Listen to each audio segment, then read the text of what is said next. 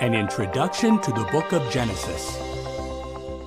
Genesis was completed by Moses in the wilderness of Sinai in 1513 BCE. Born in 1593 BCE, Moses was a prophet, leader, judge, historian, and mediator.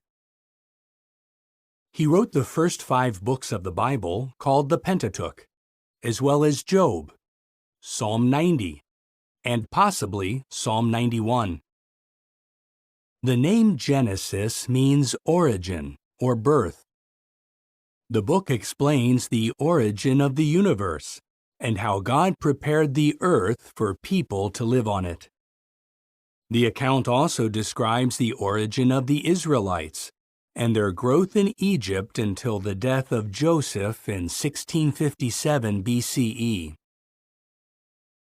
Genesis has 50 chapters. Chapters 1 and 2 outline how God, in 6 periods called days, prepared the earth for humans and then created the first man and woman, Adam and Eve. They were to fill the earth and subdue it, and they had the prospect of everlasting life. In chapter 3, Eve is tempted by a serpent to disobey God. Adam joins her in disobedience, bringing sin and death into the human family. In chapter 6, wicked angels materialize and take women as wives, producing hybrid offspring called Nephilim. Wickedness abounds, and God decides to put an end to all flesh by means of a great flood. Noah, however, has found favor with God, who tells him to build an ark to save his family and the various kinds of animals. In chapters 10 and 11, we read that after the flood, people start to build a city with a great tower, thus defying God's purpose for humans to fill the earth. But God confuses their language, scattering them. Chapters 11 to 25 focus on Abraham, a man of faith. In chapter 12, Jehovah tells Abraham, then called Abram, to enter the land where he would one day become a great nation, and the means by which all peoples will be blessed. In chapter 15, Jehovah tells Abram to look up and count the stars if he can. So your offspring will become, God says. Did you know? Genesis sets the theme for the entire Bible. The vindication of Jehovah's right to rule and the fulfillment of his purpose for the earth and mankind by means of his kingdom in the hands of a future offspring. This offspring and his work were first foretold at Genesis 3:15. The book of Revelation shows how that offspring crushes the original serpent, Satan, and brings the promised blessings to all obedient mankind. In chapter 19, God destroys Sodom, Gomorrah, and neighboring cities because of their gross sexual immorality. In chapter 22, Jehovah tells Abraham to sacrifice his son Isaac. But when Abraham attempts to do so, Jehovah stops him and reaffirms his earlier promises concerning Abraham's future offspring. Chapters 24 to 50 focus largely on Isaac, his twin sons Jacob and Esau, and Jacob's son Joseph. Isaac blesses Jacob, who then goes to distant Padan Aram. There, by means of Leah, Rachel, and their 2 maidservants, Jacob fathers many children, including 11 sons. Jacob then returns to Canaan, where God changes his name to Israel, and where Rachel gives birth to Jacob's 12th son. Chapters 37 to 41 tell how Jacob's 17-year-old son Joseph is sold by his brothers and becomes a slave to Potiphar, a court official of Pharaoh. Potiphar's wife later tries to seduce Joseph, but fails. She accuses him of sexual assault, and he is imprisoned. When Joseph is 30 years old and still a prisoner, he interprets Pharaoh's dreams with the help of God's Spirit. As a result, Joseph is set free and appointed Prime Minister of Egypt. In chapters 42 to 47, Joseph is reunited with his family, who settle in Egypt as alien residents. Chapter 49 contains Jacob's deathbed prophecy about his sons.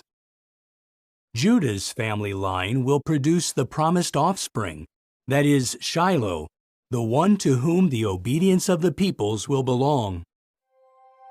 As you read the book of Genesis, note how it explains the root cause of mankind's suffering. See how and why the patriarchs gained God's favor and blessing. And read how Jehovah's promises to those men of faith point forward to Jesus Christ, the King of God's kingdom. An introduction to the book of Exodus. Exodus was written by Moses in the wilderness of Sinai in 1512 BCE, a year after the Israelites left Egypt. The book covers a period of 145 years, from Joseph's death in 1657 BCE to the construction of the tabernacle in 1512 BCE. Exodus tells us how Jehovah delivered the Israelites from slavery in Egypt, how he organized them into a nation, and how he taught them how to worship him.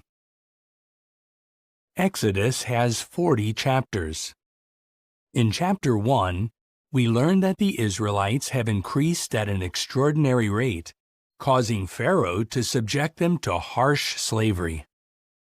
Chapters 2 to 4 relate events around Moses' birth, his adoption by Pharaoh's daughter, and his flight to the land of Midian after killing an Egyptian who was oppressing a Hebrew. Many years later, Jehovah commissions Moses to lead Israel out of Egypt. In chapters 7 through 10, Moses, using his brother Aaron as spokesman, repeatedly tells Pharaoh to send Israel away, but Pharaoh refuses to do so. Jehovah responds by bringing 10 plagues on Egypt. These include turning the Nile River into blood, covering the land with frogs, and inflicting boils on man and beast. In chapter 12, God institutes the Passover. He also brings the 10th and final plague, the death of the firstborn. A humiliated Pharaoh, whose son is among the dead, at last tells the Israelites to leave. In chapter 13, by means of a pillar of cloud by day and a pillar of fire by night, Jehovah leads his people to freedom. In chapters 14 and 15, Pharaoh foolishly pursues the Israelites, but Jehovah drowns him in the Red Sea along with his military force. Moses and the Israelites then sing a victory song to Jehovah. Did you know? Through Moses, Jehovah told Pharaoh, "For this very reason I have kept you in existence, to show you my power, and to have my name declared in all the earth." God's name did become widely known. Even 40 years later, the people of Canaan, including Rahab of Jericho, recalled the events at the Red Sea. More important, Pharaoh's humiliating end serves notice on all who defy Jehovah, including Satan. In chapter 16, Jehovah provides the Israelites with manna, which becomes their main food during their wilderness trek. In chapter 19, Moses ascends Mount Sinai, where God promises that if the Israelites strictly obey him, they will become to him a kingdom of priests and a holy nation. In chapter 20, the people witness thunder and lightning, the sound of a horn, and smoke coming from Mount Sinai, as God gives the 10 Commandments. In chapter 24, Moses reads the book of the covenant to the people. They respond, "All that Jehovah has spoken we are willing to do." Chapters 25 to 40 deal largely with the priesthood, the construction of the tabernacle, the Ark of the Covenant, the lampstand, and other sacred items. Chapters 28 and 29 focus on the attire of the priests and the installation of the priesthood. The high priest's attire includes an ephod and a turban with a golden plate. Engraved on the plate are the words, "Holiness belongs to Jehovah." In chapter 32, while Moses is on Mount Sinai, the people make a golden calf and worship it with dancing and singing. When Moses returns, he burns and crushes the idol, scatters the powder on the water, and makes the Israelites drink it. In chapter 34, Moses, again on Mount Sinai, hears Jehovah declare his name and attributes. Chapter 40 tells us that the pillar of cloud covers the completed tabernacle, which fills with God's glory. As you read the book of Exodus, note how Jehovah can humiliate the proud and arrogant.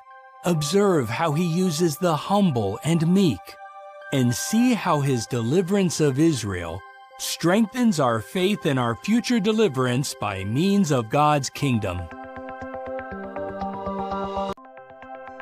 An introduction to the book of Leviticus. Leviticus was written by Moses in 1512 BCE in the wilderness of Sinai. The name Leviticus, later given to the book, comes from a Greek word meaning pertaining to the Levites. Yet the book was written not for the Levites alone, but for the entire nation of Israel. Leviticus covers a period of about 1 month, describing the events immediately following the construction of the tabernacle. Leviticus focuses on Jehovah's holiness and the holiness of his people by their obedience to his statutes.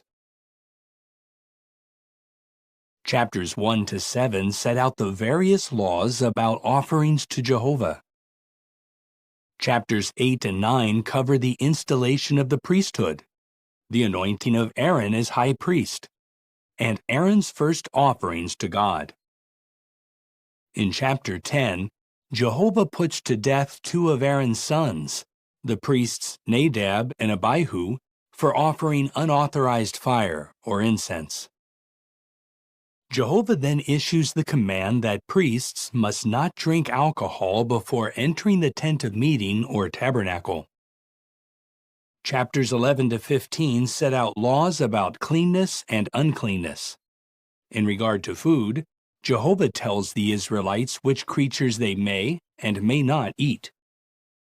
Instructions regarding the Day of Atonement are given in chapter 16. Chapters 17 to 20 contain laws on holy conduct. For example, God's people must not eat blood or engage in any form of idolatry or spiritism as the nations around them were doing. They should show consideration for the blind, the deaf, and the foreign resident, and they should treat the elderly with respect. Did you know? The arrangements mentioned in the book of Leviticus were a shadow of the good things to come, as explained in the book of Hebrews. For example, the high priest typifies Jesus Christ. The blood of the animal sacrifices foreshadows the blood of Jesus. The most holy of the tabernacle represents heaven itself, where Jesus appeared before God on our behalf. Chapters 21 and 22 set out rules for the priesthood. For example, those serving as priests must be sound in body, having no physical defects. Chapters 23 and 24 have instructions about festivals and holy days. Jehovah also provides directions regarding the lamps in the tabernacle and the ring-shaped loaves of showbread.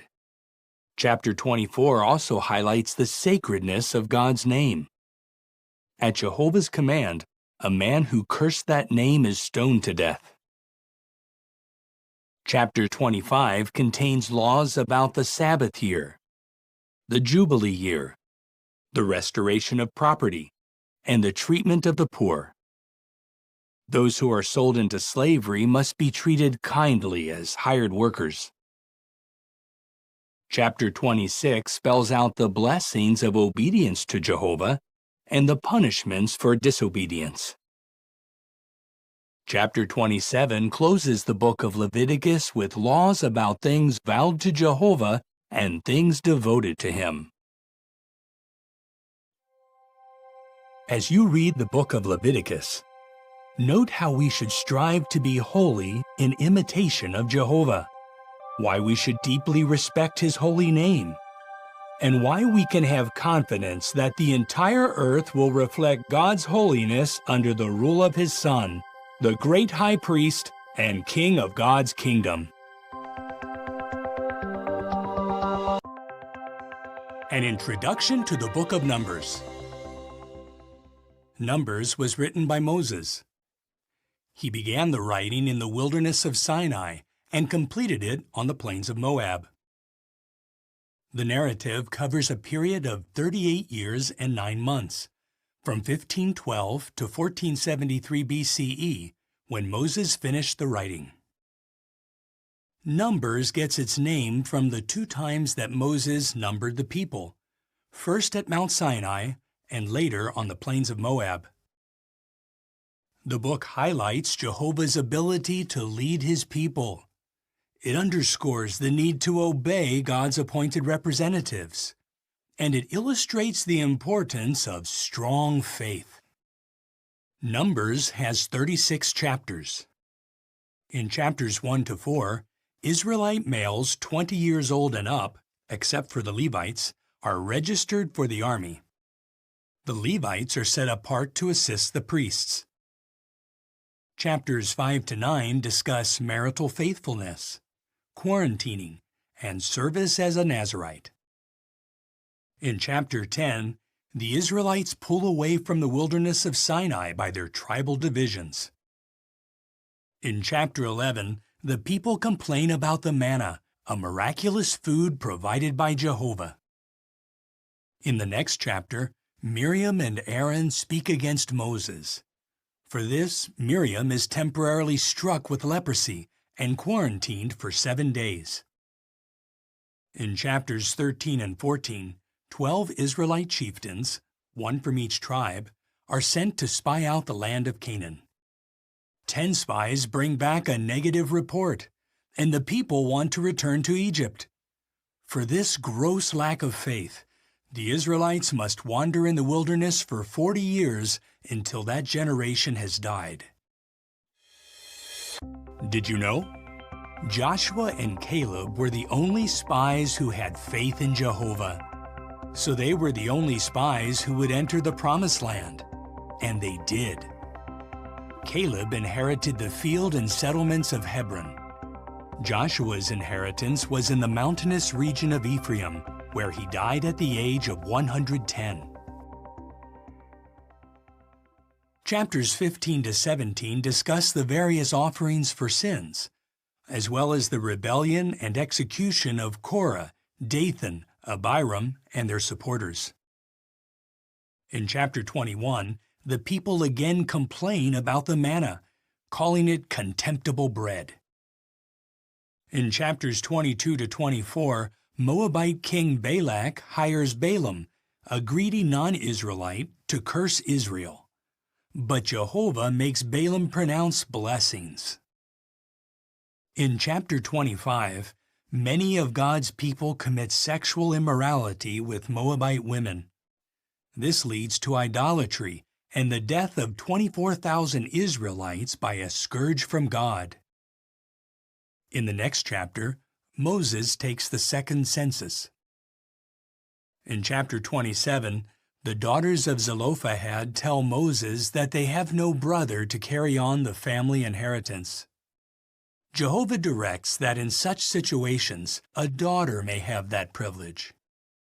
Then, God commands Moses to ascend a mountain in the region of Abiram to view the Promised Land. Because Moses is soon to die, Jehovah tells him to appoint Joshua to lead Israel into Canaan. Chapters 31 to 36 discuss the apportioning of Canaan and other matters as the Israelites prepare to cross the Jordan River. As you read the book of Numbers, note how Jehovah patiently guides his people. See why we need to obey those appointed to take the lead among us, and reflect on our need for strong faith as we approach a far greater promised land, the new world under God's kingdom. An introduction to the book of Deuteronomy. Deuteronomy was written by Moses on the plains of Moab in 1473 BCE, just before the Israelites entered the Promised Land. The name Deuteronomy means second law, or repetition of the law. However, the book is also an explanation of the law. Deuteronomy urges the Israelites to love and obey Jehovah in the land he is about to give them. The book consists primarily of 4 discourses, a song, and a blessing by Moses. In the first discourse, found in chapters 1 to 4, Moses reviews Israel's history after the Exodus and urges the people to remember what Jehovah has done for them. For example, Moses reminds them that Jehovah eliminated the faithless and cowardly generation that, 40 years earlier, feared the inhabitants of Canaan.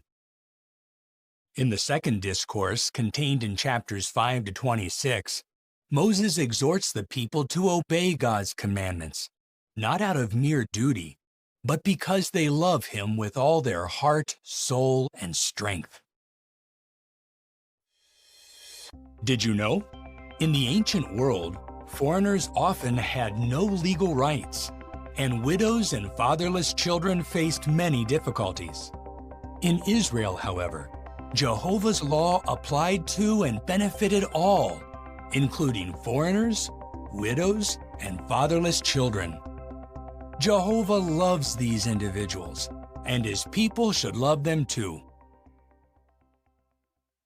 In chapter 7, Moses tells the Israelites that Jehovah will clear away the nations in the Promised Land, which are more populous and mightier than Israel. In chapter 8, Moses describes Israel's inheritance as a good land with streams of water, wheat, barley, grapevines, fig trees, pomegranates, olive oil, and honey. But it is a land filled with false worship. So in chapter 12, the Israelites are commanded to pull down the altars to false gods, to shatter the sacred pillars, to burn the sacred poles, and to cut down the graven images. In chapter 16, Moses reminds God's people to celebrate the Passover, as well as the 3 great festivals: the Festival of Unleavened Bread, the Festival of Weeks, and the Festival of Booths. Chapter 18 contains a prophecy about a future great prophet. Moses says, "Jehovah your God will raise up for you from among your brothers a prophet like me. You must listen to him." The third discourse in chapters 27 and 28 sets out the cursings for disobedience and the blessings for obedience. After the nation crosses the Jordan River, the cursings are to be recited on Mount Ebal, where half of the tribes are to stand. The other tribes are to stand on Mount Gerizim and bless the people. Chapters 29 and 30 contain Moses' 4th discourse, in which he makes a covenant with the people, telling them to choose life by obeying Jehovah. In chapter 31, Jehovah commissions Joshua as Moses' successor. Joshua should be courageous and strong as he leads the nation into its God-given land. Chapter 32 records the Song of Moses, which powerfully extols God's faithfulness in contrast with the Israelites' unfaithfulness. In chapter 33, we read the blessing that Moses pronounced on the Israelites before his death. In the final chapter, Moses ascends Mount Nebo, where he is shown the Promised Land. Jehovah says, "I have let you see it with your own eyes, but you will not cross over there." Moses then dies at 120 years of age, and Jehovah buries him in a secret location in Moab. As you read the book of Deuteronomy, see how Jehovah blesses those who love him. Note how he withholds his blessing from those who disobey him. And discern how the principles behind God's law are reflected in the teachings of Jesus, the prophet like Moses, who is also the King of God's kingdom. An introduction to the book of Joshua. The book of Joshua is named after its writer, Joshua the son of Nun, who succeeded Moses as leader of Israel. The book likely covers a period of more than 20 years, starting in 1473 BCE and ending in about 1450 BCE when the book was completed. The book of Joshua can be divided into 4 sections: Israel's entry into Canaan, the conquest of the land, the apportioning of it to the individual tribes, and Joshua's final exhortations. The book provides valuable lessons on the need for courage, faith, and obedience, especially when God's people face strong enemies. In chapters 1 and 2, Jehovah tells Joshua to be courageous and strong. The Israelites prepare to cross the Jordan River, and Joshua sends out 2 spies who go to Jericho. The spies go to the home of Rahab, a prostitute. Moved by faith in Jehovah, she hides the spies, thereby disobeying the order of the king. In chapters 3 to 6, Israel miraculously crosses the Jordan River on dry ground, even though the river is at flood stage. The Israelites observe the Passover and begin to eat the produce of the land. Joshua then meets a man with a drawn sword. The man is the prince of Jehovah's army. Through him, Jehovah tells Joshua how to conquer Jericho. Chapters 6 to 12 describe the conquest of the Promised Land. In chapter 6, Jericho falls. Only Rahab and her father's household are spared. In chapter 7, Achan is exposed for disobediently taking spoil from Jericho. He is put to death along with his family, who no doubt helped to conceal his sin. Did you know? Rahab and Achan provide contrasting lessons in faith and obedience. Though a Canaanite, Rahab was saved because she obeyed the spies and showed courageous faith in Jehovah. Although Achan was a member of God's dedicated nation and witnessed Jehovah bringing down the walls of Jericho, he was put to death because of his disobedience, lack of faith, and greed. In chapter 8, Ai is conquered and reduced to a permanent mound of ruins. Joshua then reads God's law to the people. Half of the nation stands in front of Mount Gerizim, and the other half in front of Mount Ebal. In chapter 9, the Gibeonites trick Joshua into making a covenant with them, and he spares their lives. Chapters 10 to 12 contain a record of some of Israel's God-given victories. God even hurls great hailstones at the Amorites and makes the sun stand still so that Israel can take vengeance on its enemies. In chapters 13 to 22, the Promised Land is apportioned among the tribes of Israel.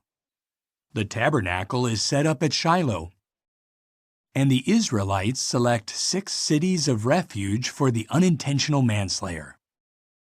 In chapter 22, the tribes of Reuben and Gad and the half-tribe of Manasseh go to their inheritance east of the Jordan. Chapters 23 and 24 contain Joshua's farewell speeches. He tells the people to fear Jehovah and serve him with integrity and faithfulness. Joshua, as well as Aaron's son Eleazar, then die. Also, the Israelites fulfill their sworn oath to bury the bones of Jacob's son Joseph in the Promised Land. As you read the book of Joshua, note how Jehovah blesses faithful and obedient ones. See how he fights for his people, and observe how he fulfills all his promises, thus strengthening our faith in our future inheritance under his glorious kingdom. An introduction to the Book of Judges. The Book of Judges was written by the prophet Samuel, who completed it in about 1100 BCE. Judges covers a period of some 330 years, from about 1450 to approximately 1120 BCE. The book primarily discusses the exploits of the judges, whom Jehovah used to deliver his people from oppression. In chapter 1, we read that the Israelites did not drive out all the pagan inhabitants of the land. Instead, they subject some of them to forced labor. In chapter 2, an angel warns the Israelites that because they have not listened to Jehovah, the remaining people of the land will ensnare them in false worship. In chapters 3 to 16, we see that the angel's words begin to be fulfilled after the death of Joshua and his generation. In an often repeated cycle, the Israelites take up false worship. Jehovah abandons them to their foes. The people cry out for help, and Jehovah raises up judges to deliver them. The 12 judges are Othniel, Ehud, Shamgar, Barak, Gideon, Tola, Jair, Jephthah, Ibzan, Elon, Abdon, and Samson. Did you know? The judges described in this book were men of faith who led and delivered God's people, recognizing Jehovah as the true leader and deliverer. They were not judges in the legal sense of the word. In chapter 3, Judges Othniel and Ehud deliver the Israelites from servitude to the kings of Mesopotamia and Moab. In chapter 4, a prophetess named Deborah sends for a man of faith named Barak. She tells him that Jehovah will grant him victory over Sisera, the chief of the army of Canaanite king Jabin, who is oppressing Israel. Jehovah gives Sisera's entire army into the hands of Barak. Not so much as one man remains. Sisera himself is executed by a woman named Jael. In chapters 6 to 8, Jehovah uses Judge Gideon and just 300 men to take the lead in delivering Israel from Midianite oppression. Chapters 11 and 12 discuss the exploits of Judge Jephthah. With Jehovah's help, he subdues the Ammonites who, along with the Philistines, had oppressed Israel for 18 years. Chapters 13 to 16 describe the exploits of Judge Samson, a Nazirite to whom Jehovah gives extraordinary physical strength. Samson takes the lead in saving Israel out of the hand of the Philistines. The events in chapters 17 to 21 fit an earlier period of time. In chapter 17, a man in Ephraim named Micah, who has a house of gods, hires a young Levite named Jonathan to serve as his priest. Jonathan, however, is not of the priestly family. In chapter 18, hundreds of Danites who are on their way to conquer land for their tribe make a stop at Micah's house. They steal his gods and take Jonathan to be their priest. In chapters 19 and 20, men of the Benjaminite city of Gibeah commit sex crimes against the concubine of a Levite. The Benjaminites fail to hand over the guilty men, so the other tribes war against Benjamin, almost wiping out the tribe. As you read the book of Judges, note the harm that can come to those who leave Jehovah. Observe how merciful God is when His people repent and cry out to Him for help. And see why we can trust Jehovah, our great judge, to deliver us from all our enemies by means of His kingdom. An introduction to the book of Ruth. The prophet Samuel is believed to be the writer of this book. The book of Ruth was completed about 1090 BCE. The events related cover a period early in the time of the Judges. The book takes its name from one of its principal characters, Ruth the Moabitess. The other main characters are Naomi and Boaz.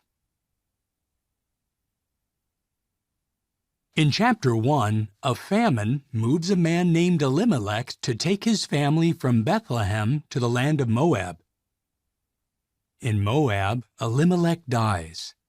His sons Mahlon and Chilion marry the Moabite women Ruth and Orpah.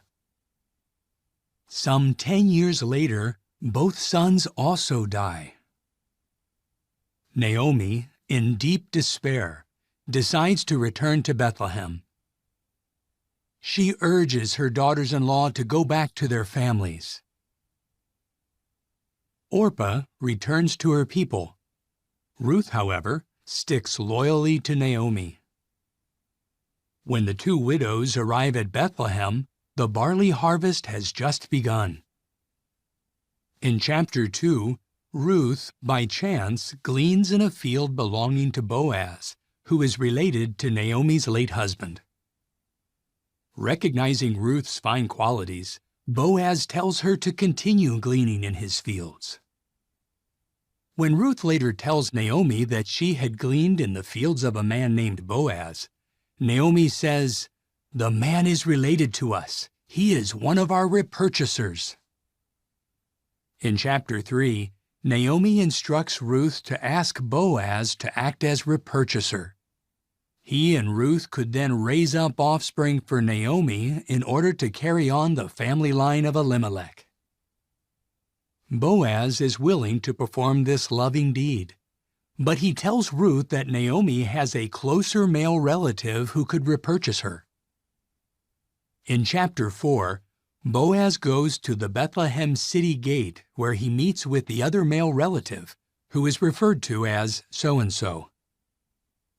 When the relative, in the presence of 10 city elders, learns of his obligations, he declines to help. Boaz then publicly accepts the responsibilities of repurchaser. Boaz now marries Ruth, and they have a son, whom the neighbor women name Obed. Did you know? Boaz set a fine example of obedience to Jehovah. He did all in his power to help Naomi and Ruth by applying God's law on repurchase, taking no shortcuts. The book concludes, Obed became father to Jesse, and Jesse became father to David, who became a king of Israel and an ancestor of the Messiah. As you read the book of Ruth, see how Jehovah turns tragedy into triumph. Observe how he rewards those who love and obey him. And note how the book contributes to the history of David's family line, which produced the king of God's kingdom.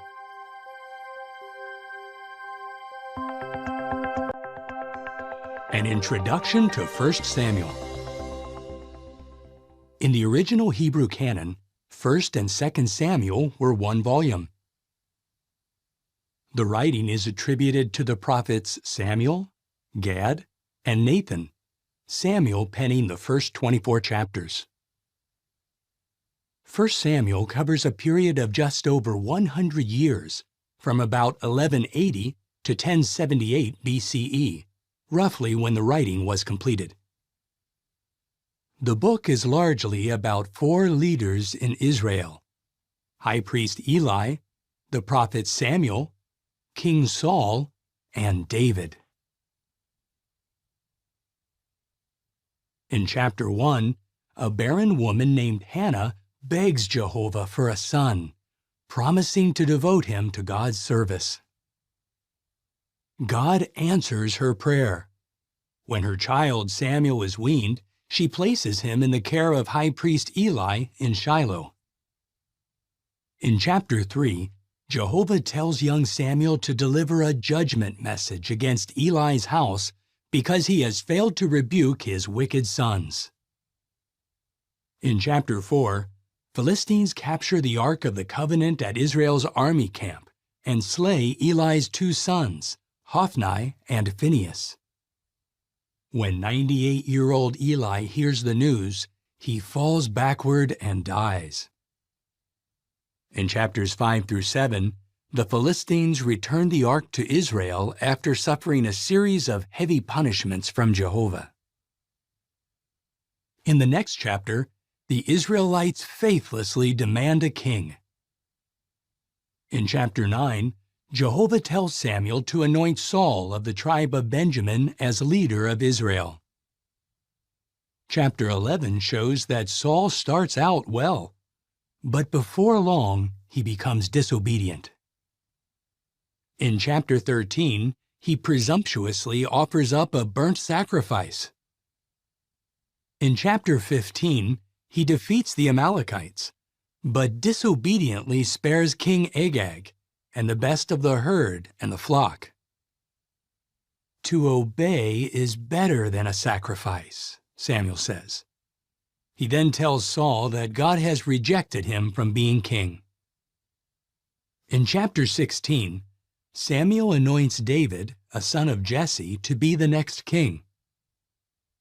In the next chapter, David, with just a sling and a stone, kills the giant Goliath, a champion of the Philistines. Chapter 18 records the start of a lifelong friendship between David and Saul's son Jonathan. Seeing David's courage, Saul puts him in charge of the fighting men. David's campaigns are so successful that he receives more praise than Saul, who becomes filled with murderous envy. In chapter 19, David flees for his life, remaining a fugitive until Saul's death. Did you know? 1 Samuel has valuable lessons about faith and obedience. Eli and Saul disobeyed Jehovah and came to a tragic end. Samuel and David, however, served God faithfully from their youth, thus enjoying His blessing throughout their lives. In chapters 24 and 26, David has opportunities to kill Saul, but he refuses to harm Jehovah's anointed. In chapter 25, Samuel dies, and all Israel mourns. David, now in the wilderness of Paran, sends 10 of his young men to a wealthy sheep owner called Nabal to ask for provisions. When Nabal insolently refuses to help, David prepares to take revenge. However, Nabal's wife, Abigail, quickly goes to David with provisions and averts tragedy. In chapter 31, 1 Samuel closes with the death of Saul and 3 of his sons, who are buried under a tamarisk tree in Jabesh Gilead. As you read 1 Samuel, note how Eli and Saul brought disgrace upon themselves. See why Jehovah loved Samuel and David. And read how God built for David a lasting house, which eventually led to the Messiah, the King of God's kingdom. An introduction to 2 Samuel. In the original Hebrew canon, 1 and 2 Samuel were one volume. The prophets Gad and Nathan, who completed the writing of 1 Samuel, wrote all of 2 Samuel. The narrative covers a period of some 37 years, from 1077 to about 1040 BCE, when the writing was completed. 2 Samuel begins shortly after the death of King Saul and concludes just before the death of King David. The book is an intimate and honest account of David's life, as he sought to follow Jehovah with all his heart. In chapter 1, David receives tragic news. Saul and his son Jonathan have died in battle. Deeply grieved, David composes a dirge and calls it the bow. The rest of 2 Samuel can be divided into two sections. Chapters 2 to 4 cover David's kingship over Judah. Chapters 5 to 24 cover his rule over all Israel. In chapter 2, David goes to Hebron, where he is made king over the tribe of Judah. Meanwhile, Saul's army chief Abner makes Saul's son Ishbosheth king over the other tribes. In chapters 3 and 4, however, Abner and Ishbosheth are put to death, and in the following chapter, the people make David king over all Israel.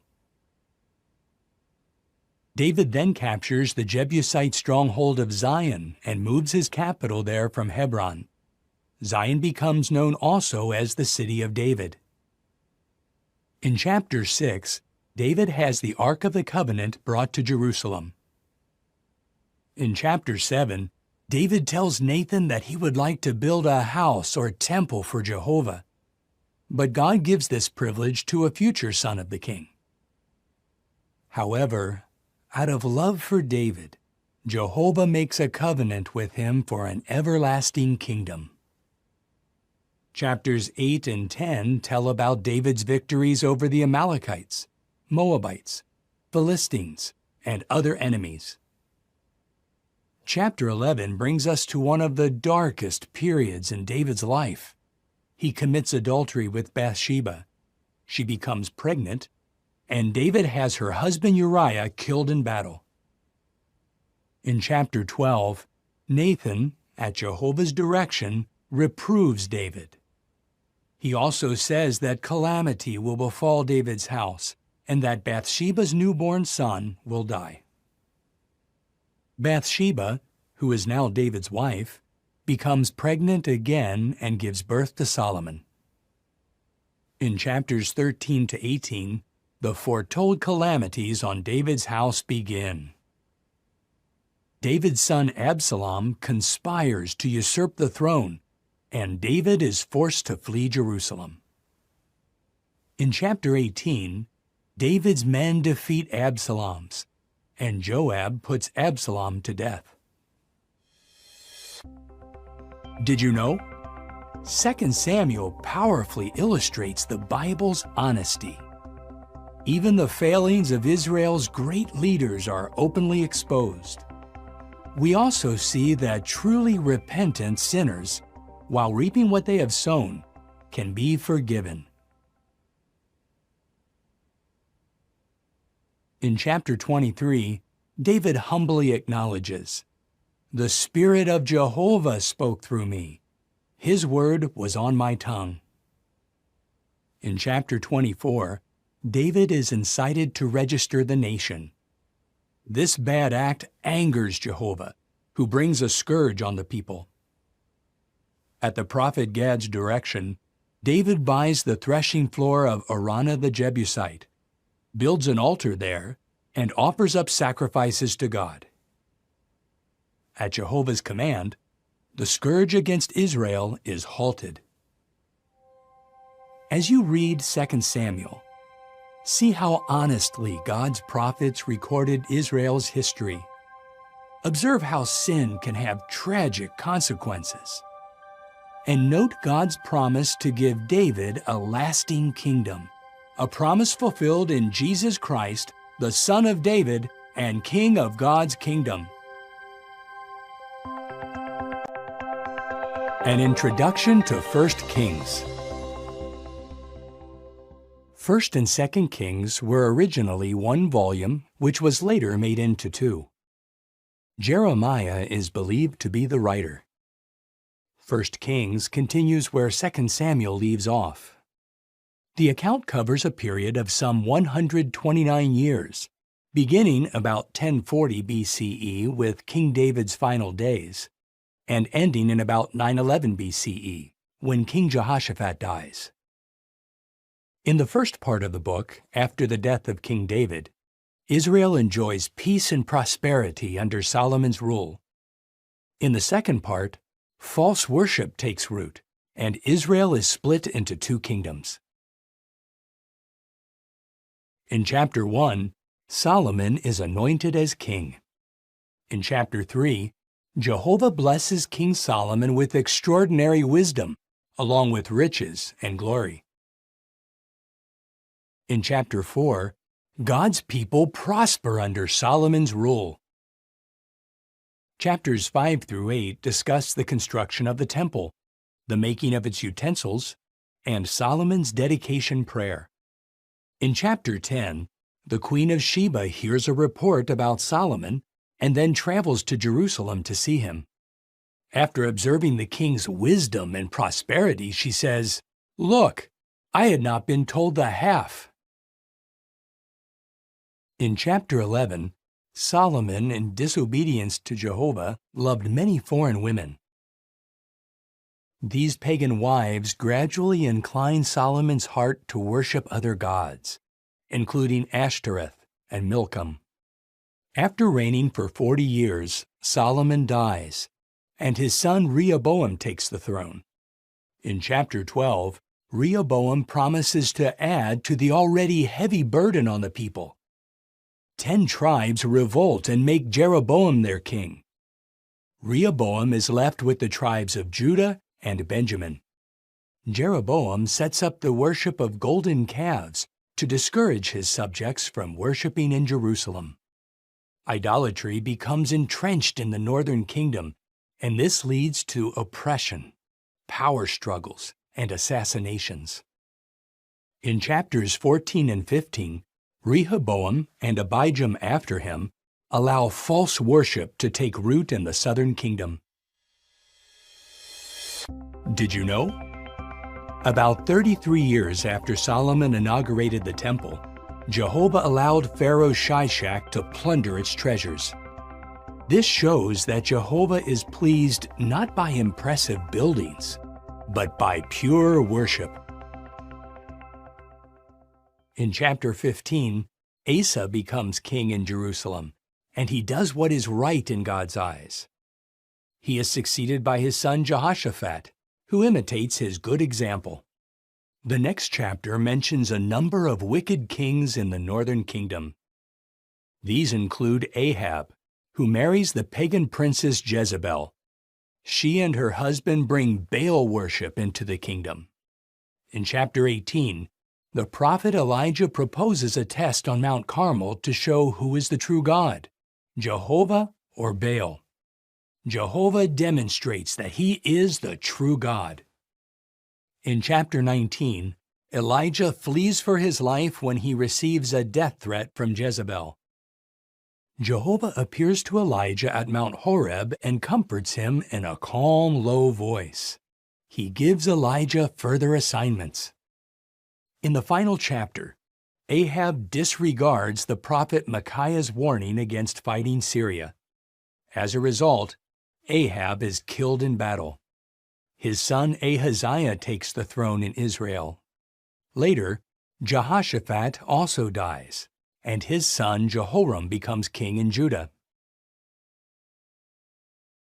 As you read 1 Kings, note how false worship leads to great suffering. See how true worship promotes peace and happiness.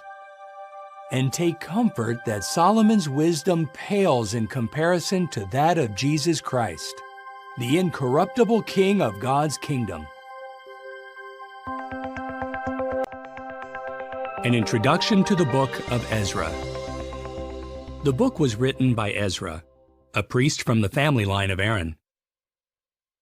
Ezra was a man of faith who made a diligent study of the Scriptures, and as a priest, had the responsibility to teach God's Word to others.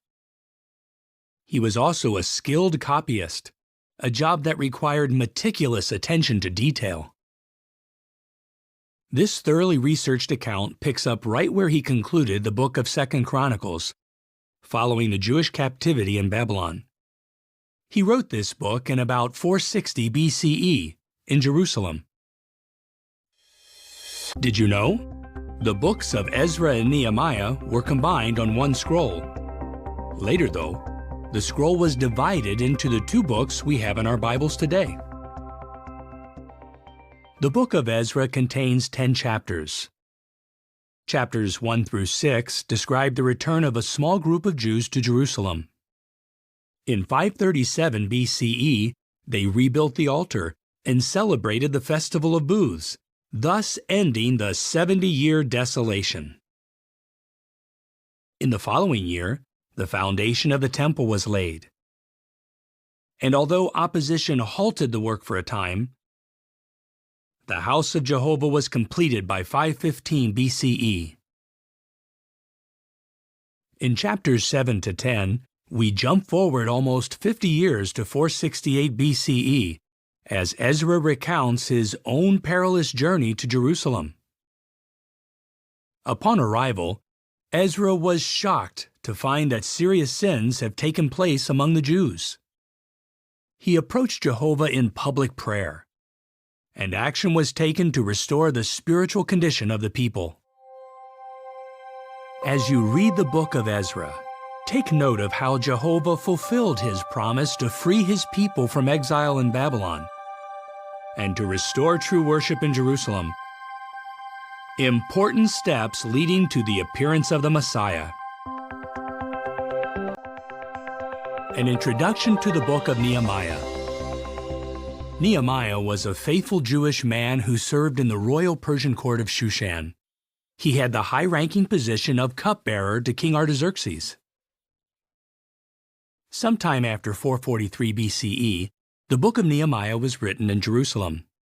It begins by describing events that happened about 12 years after those in Ezra's account.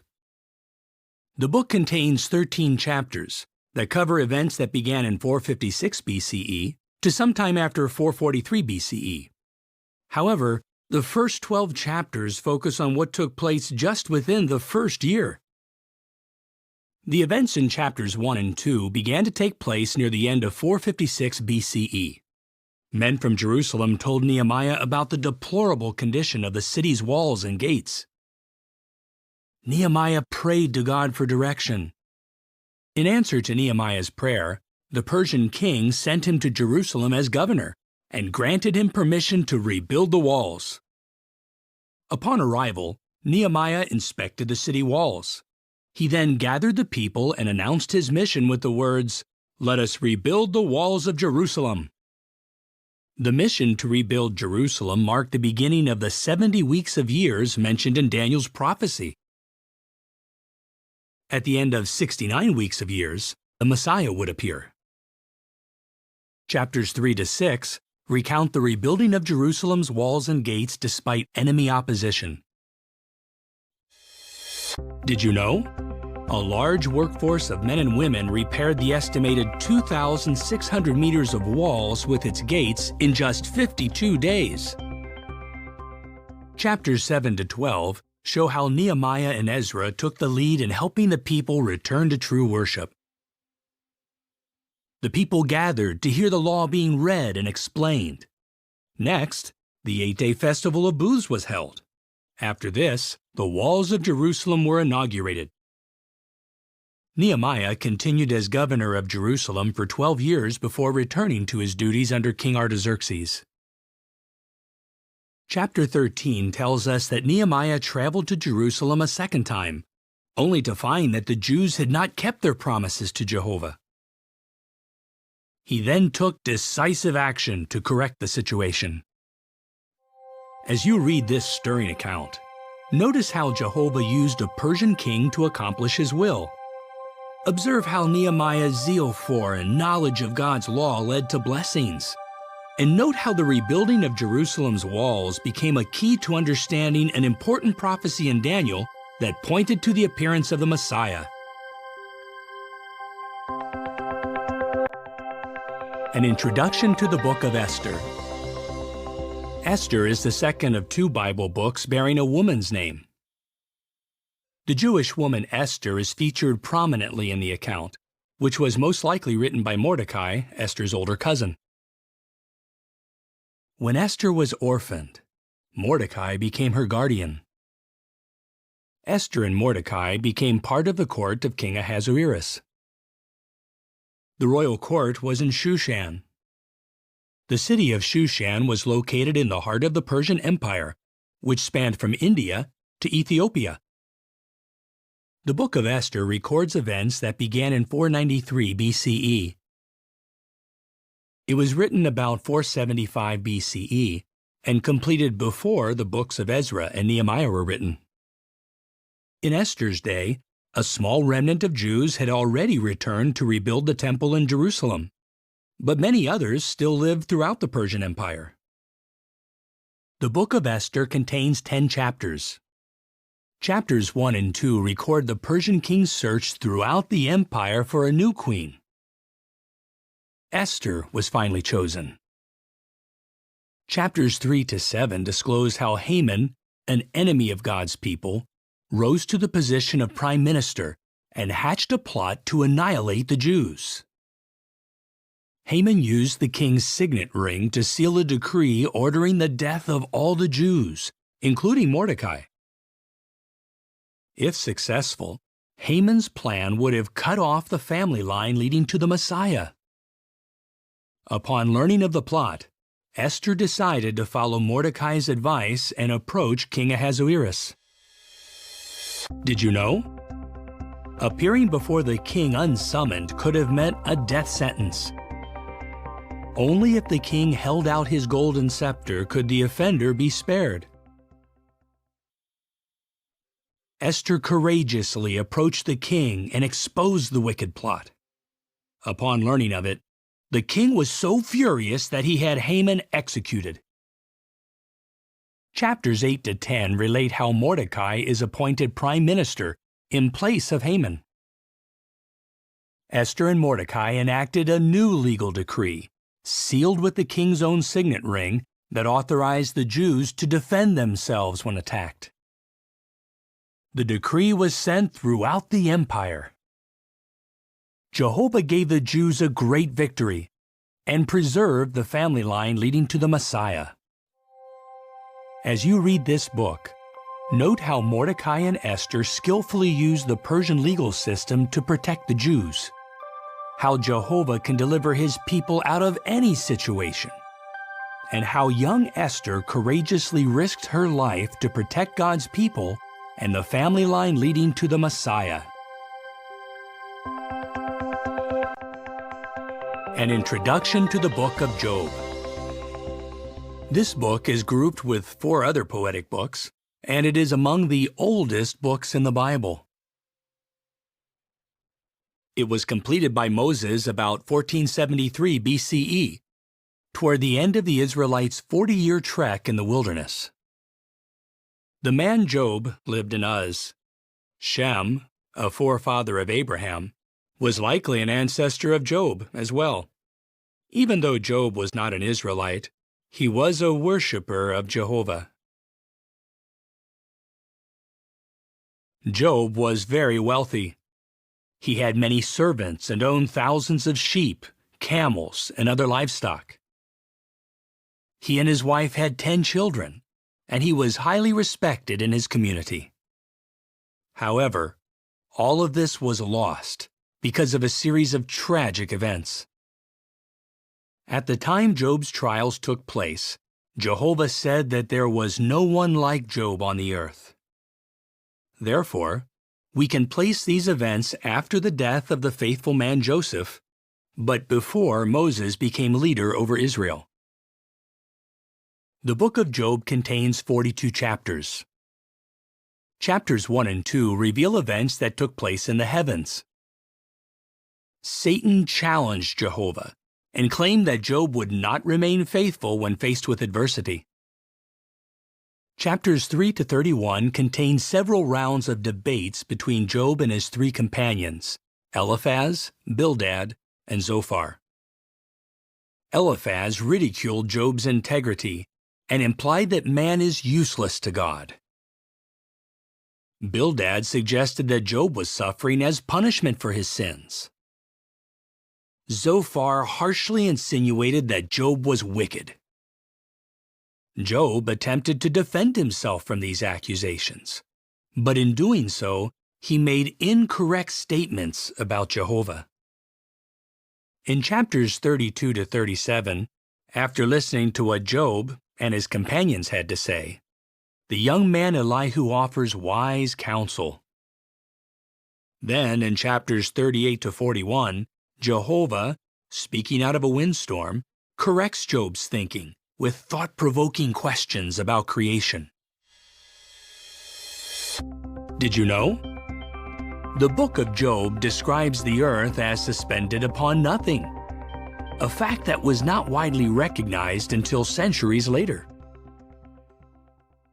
In the final chapter, God commands Job's three companions to offer a sacrifice and tells them that Job will pray in their behalf.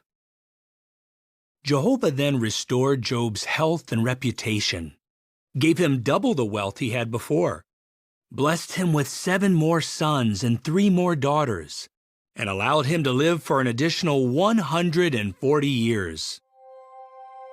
As you read this book, pay attention to how this account proves that Jehovah is not the cause of human suffering, how events in the heavens help us to understand the issue of universal sovereignty, and how the outcome of Job's trials gives us a glimpse of future kingdom blessings for those who remain loyal to Jehovah.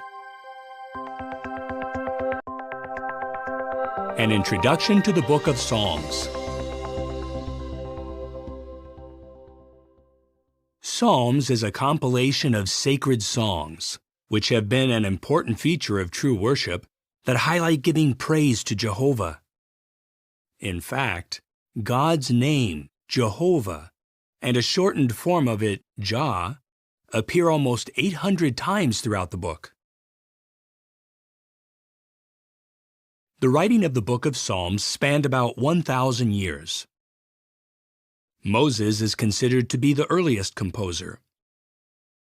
The Psalms were compiled after the return of the Jews to Jerusalem from Babylonian exile, apparently by the scribe Ezra. Although Jehovah inspired such men as Solomon, the sons of Korah, the house of Asaph, and others to pen these moving expressions of faith, more than half of the Psalms are attributed to David. The different experiences in David's life provided the background for many of the Psalms. The headings or superscriptions found at the beginning of many Psalms identify the writer and give other information about the Psalm. The book is made up of 150 chapters. It is the largest book of the Bible. The Psalms were compiled into 5 separate books or volumes. Several themes are developed in these lyrical works. Consider just 3 of them. Praise to Jehovah is a recurring theme. Many Psalms praise Jehovah for his saving acts. Other Psalms praise Jehovah for his creative works, from the marvels of the human body to the earth and seas. Psalm 83 praises Jehovah as the Most High over all the earth. Another theme developed in Psalms is that Jehovah helps and comforts those who love him. Jehovah is referred to as the hearer of prayer and as a merciful Father who pardons repentant sinners. Psalm 23 describes Jehovah as a loving shepherd who guides, protects, and cares for his people. An additional theme is that Jehovah will transform the earth into a paradise by means of the Messianic kingdom.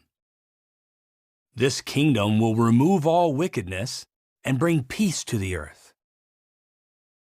Certain psalms are grouped together. For example, Psalms 113 to 118 formed the group called the Hallel Psalms. Did you know? It is likely that Jesus and his disciples sang these very psalms after the Lord's evening meal. Psalms 120 to 134 are called the Songs of the Ascents. Many believe these psalms were sung as the Israelites ascended to Jerusalem to attend the 3 great annual festivals. The last 5 psalms form a group in which each begins and ends with the words, "Praise Jah." An important feature of Psalms is that it contains numerous prophecies about the Messiah. Jesus himself said, "All the things written about me in the Psalms must be fulfilled." As you read the book of Psalms, take note of how it supports Jehovah's sovereignty, how Jehovah helps and comforts those who love him, and how Jehovah will transform the earth into a paradise by means of his messianic kingdom.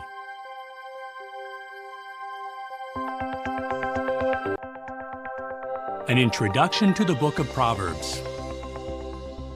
King Solomon composed the majority of the Proverbs. Solomon became king of Israel in 1037 BCE, and Jehovah gave him extraordinary wisdom. Most of Solomon's Proverbs, or wise sayings, were written down during his reign. However, it seems that the entire collection of Proverbs was compiled into one book sometime around 717 BCE in Jerusalem, before the end of King Hezekiah's reign. The book of Proverbs provides divine guidance for virtually every aspect of daily life, from business dealings to family matters. As such, it helps prepare us for life under God's kingdom. Proverbs contains 31 chapters and may be divided into 5 sections. The first 3 sections are attributed to Solomon. Chapters 1 to 9 make up Section 1, which consists of short discourses containing a father's advice to a son. The father warns the son about the bad results of acting on wrong desires, while emphasizing the good results of trusting in God's wisdom. Section 2, called the Proverbs of Solomon, and Section 3, called the Proverbs of Solomon transcribed by King Hezekiah's men, both present concise sayings designed to make the reader think. Many of these proverbs contrast the traits we should avoid with the ones we should cultivate. Many contrasts are used, such as laziness versus diligence, and selfishness versus generosity. These short parallels are instructive and easy to follow. These 2 sections contain more than 500 of Solomon's Proverbs. Did you know? The Bible tells us that King Solomon spoke 3,000 proverbs and composed 1,005 songs. Chapter 30 makes up the 4th section and was written by Agur. He uses comparisons of 4 to help us reflect on godly wisdom, such as 4 things that are small, yet instinctively wise. The final chapter was composed by Lemuel. Some believe that Lemuel is another name for Solomon. This chapter contains a description of a capable wife. It points out her qualities and the positive effect she has on her family.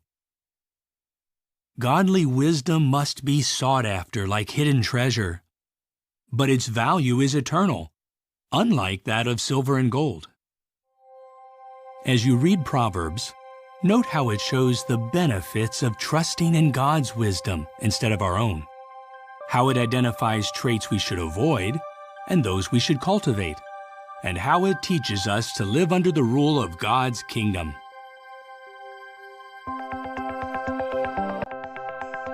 An introduction to the book of Ecclesiastes. King Solomon, who ruled over Israel from Jerusalem, wrote this book.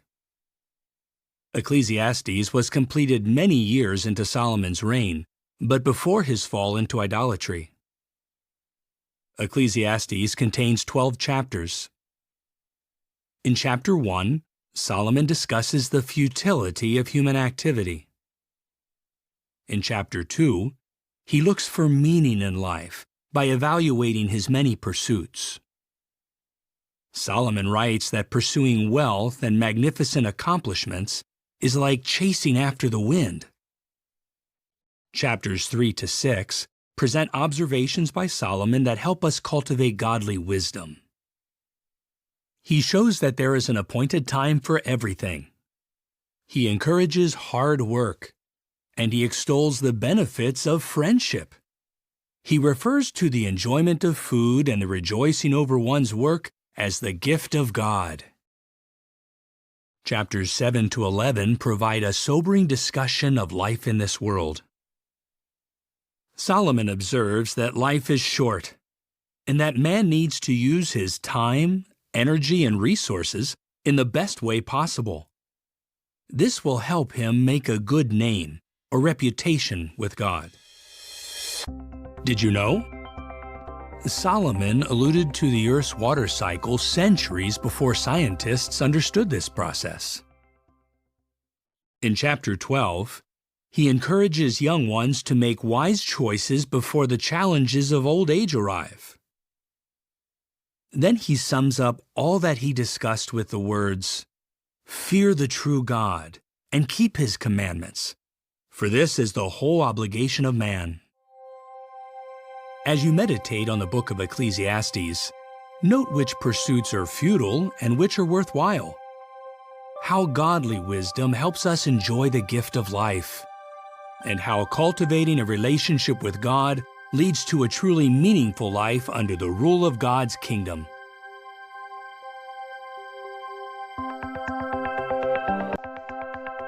An introduction to the Song of Solomon, also known as Canticles. King Solomon wrote this poetic book in Jerusalem. It was composed sometime after the temple was built. Of the many songs composed by Solomon, this is considered his greatest. The main character is the Shulamite girl. Other characters included in this drama are the Shulamite's brothers, the shepherd, Solomon, the daughters of Jerusalem or ladies of Solomon's court, and the daughters of Zion or women of Jerusalem. The song is presented through a series of conversations in which the speakers are constantly changing. Although the characters speaking are not named, they can be identified by what they say or what is said to them. The Song of Solomon consists of 8 chapters. Chapters 1 and 2 contain events that take place near the town of Shunem, which was also called Shulam. The Shulamite girl is brought into Solomon's camp, but she resists his advances and declares that she can love only her dear shepherd. Did you know? Shunem was the birthplace of David's nurse Abishag, and the place where the prophet Elisha often stayed with a family. Chapters 3 to 8 describe events that take place in Jerusalem. Solomon returns to his court, taking the Shulamite with him in an effort to impress her. The Shulamite tells the daughters of Jerusalem, or ladies of Solomon's court, not to arouse love in her for Solomon. The shepherd follows the Shulamite to Jerusalem and strengthens her with warm expressions of endearment. We should keep in mind the ancient Eastern setting of this song in order to appreciate the poetic expressions of endearment that may seem unusual today. The shepherd compares the Shulamite's eyes to those of a dove, her hair to a flock of goats, and her cheeks to a segment of pomegranate. Solomon approaches her again with flattering words, but she continues to reject his advances. In chapter 8, the Shulamite girl returns to her home. Having proved her exclusive devotion, she is reunited with her dear shepherd. Their unfailing love is described as the flame of Jah because Jehovah is the originator of true love. As you read this book, note the chasteness of the Shulamite girl, her loyalty to the shepherd, and how true love originates with Jehovah, whose sovereignty is based on love.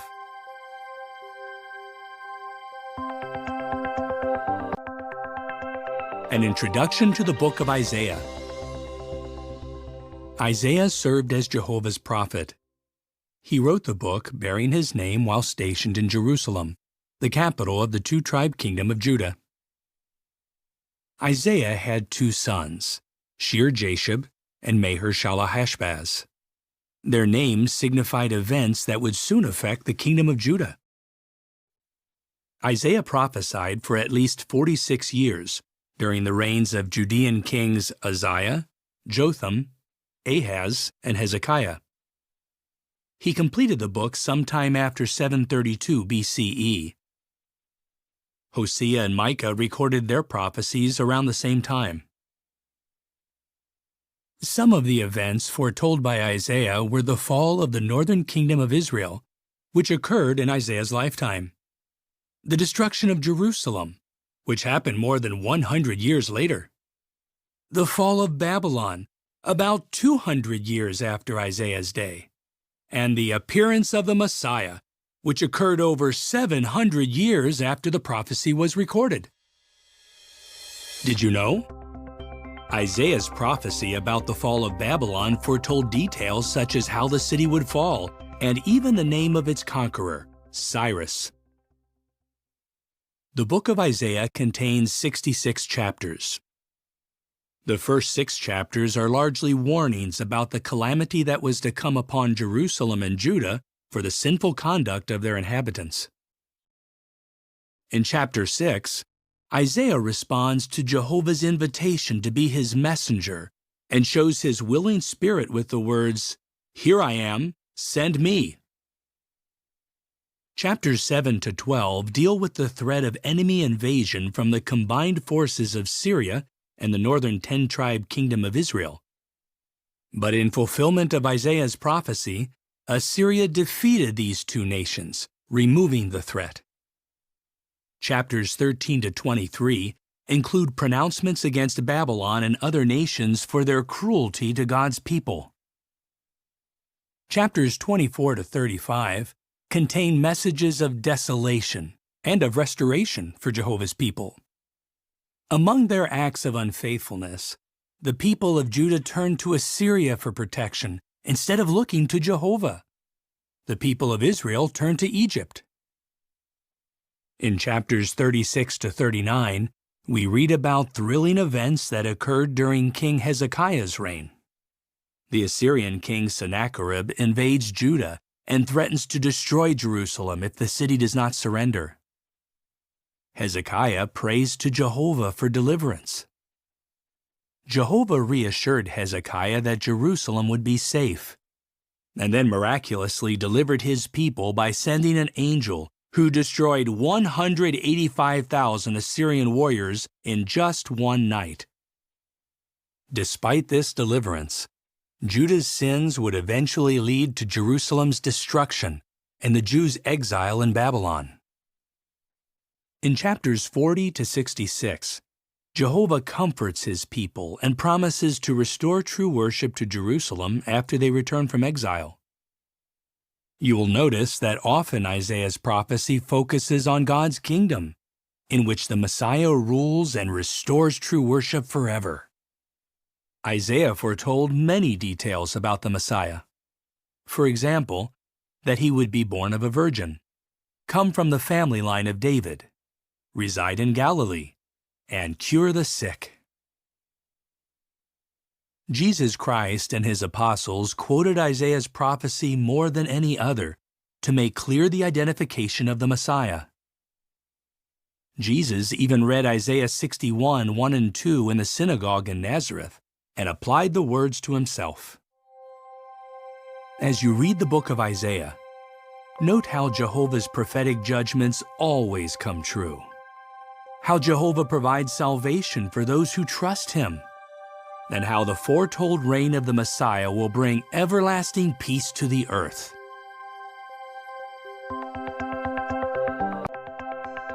An introduction to the book of Jeremiah. Jehovah used the prophet Jeremiah to write one of the largest books in the Bible. In addition to being a prophetic book, the book of Jeremiah provides an account of the prophet's own experiences and personal feelings. Before Jeremiah was born, Jehovah took special interest in this boy who would be born into a priestly family. Jeremiah became a researcher and an accurate historian. He wrote the books of 1st and 2nd Kings and Lamentations.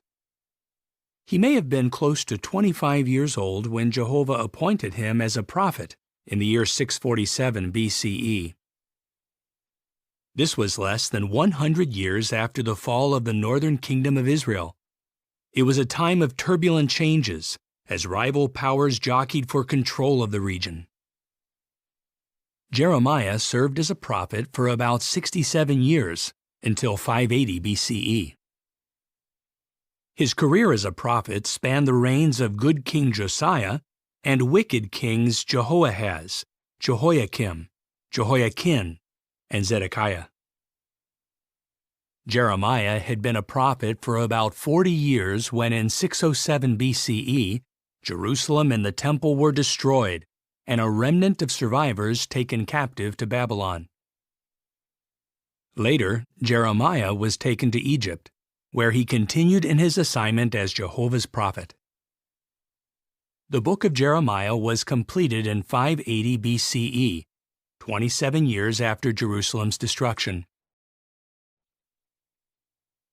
The prophets Nahum, Habakkuk, Obadiah, and Ezekiel were also inspired to write during this time period. The prophet Daniel was another contemporary, but he did not complete his book until about 536 BCE. The book of Jeremiah contains 52 chapters. The events are not written in chronological order, but according to subject. In the opening chapter, Jehovah commissions Jeremiah as his prophet to convey both a message of judgment and a message of hope. Chapters 2 to 24 include Jehovah pronouncing judgment on the people of Jerusalem for such wicked actions as idolatry and violence. At Jehovah's direction, Jeremiah smashes an earthenware flask to illustrate that God would punish the nation for its bad conduct. Chapters 29 to 34 contain comfort for faithful Jewish exiles. Jeremiah restates Jehovah's promise to restore the Jews to Jerusalem and to fulfill his covenant with David for an everlasting kingdom that will bring about righteousness in all the earth. Did you know? The prophet Daniel discerned from the book of Jeremiah that the desolation of Jerusalem would last for 70 years and that God's people were about to be released. Many chapters recount how Jeremiah boldly proclaimed Jehovah's message in the face of fierce persecution. In chapter 36, Jeremiah dictates to his secretary Baruch the words Jehovah directed against God's people and all the nations. On hearing the message read to him, King Jehoiakim cuts up the scroll and throws it into the fire. However, Jehovah directs Jeremiah to have it written again. Chapter 38 relates how King Zedekiah hands Jeremiah over to his enemies, who throw the prophet into a muddy cistern. He is rescued later by Ebed-Melech, a faithful worshiper of Jehovah. The book of Jeremiah contains strong pronouncements of judgment against many nations, including Egypt, Philistia, Moab, Ammon, Edom, and Babylon. These nations were condemned for their enmity toward God's people. Among the events that Jeremiah recorded are the last days of Jerusalem, Babylon's destruction of the city, and the aftermath of the destruction. As you study the book of Jeremiah, observe how Jehovah condemned the wicked, but gave hope to the faithful. How Jeremiah faithfully stuck to his assignment despite hardship, and how Jehovah promised to establish a kingdom that will bring about righteousness in all the earth. An introduction to the Book of Lamentations. The prophet Jeremiah composed the Book of Lamentations shortly after witnessing the siege and destruction of Jerusalem by Babylon in 607 BCE. Jeremiah expresses deep sadness over the catastrophe that befell Jerusalem. The book is organized into 5 chapters, or poems. In chapter 1, the city of Jerusalem is described as a princess who is desolated by her enemies and becomes an abandoned widow and slave on account of her many sins. Chapter 2 reveals that it was Jehovah himself who brought about Jerusalem's destruction. Those who pass by its ruined walls are amazed at the complete devastation. In chapter 3, Jeremiah speaks of the desolate nation as an afflicted man who pleads with Jehovah to remember his pitiable and homeless state. However, Jeremiah shows a waiting attitude and expresses hope that Jehovah will, in his loyal love and mercy, restore the nation. Chapter 4 shifts attention to Jehovah's temple. Although it was once the glorious center of true worship, it was now devastated. Jeremiah relates the horrific conditions, deprivation, famine, and death that existed in Jerusalem during its final siege. Did you know? The first 4 chapters are acrostic poems. In each one, successive verses or groups of verses begin with a different letter of the Hebrew alphabet. Chapter 5 is written from the perspective of Jerusalem's former inhabitants, who have lost their homes and freedom. Jeremiah likens them to orphans without a father, who humbly beg Jehovah for mercy and salvation. As you consider the 5 poems of Lamentations, notice how rebellion brings divine judgment, how repentance leads to divine mercy, and how sorrow will give way to rejoicing under the rule of God's kingdom.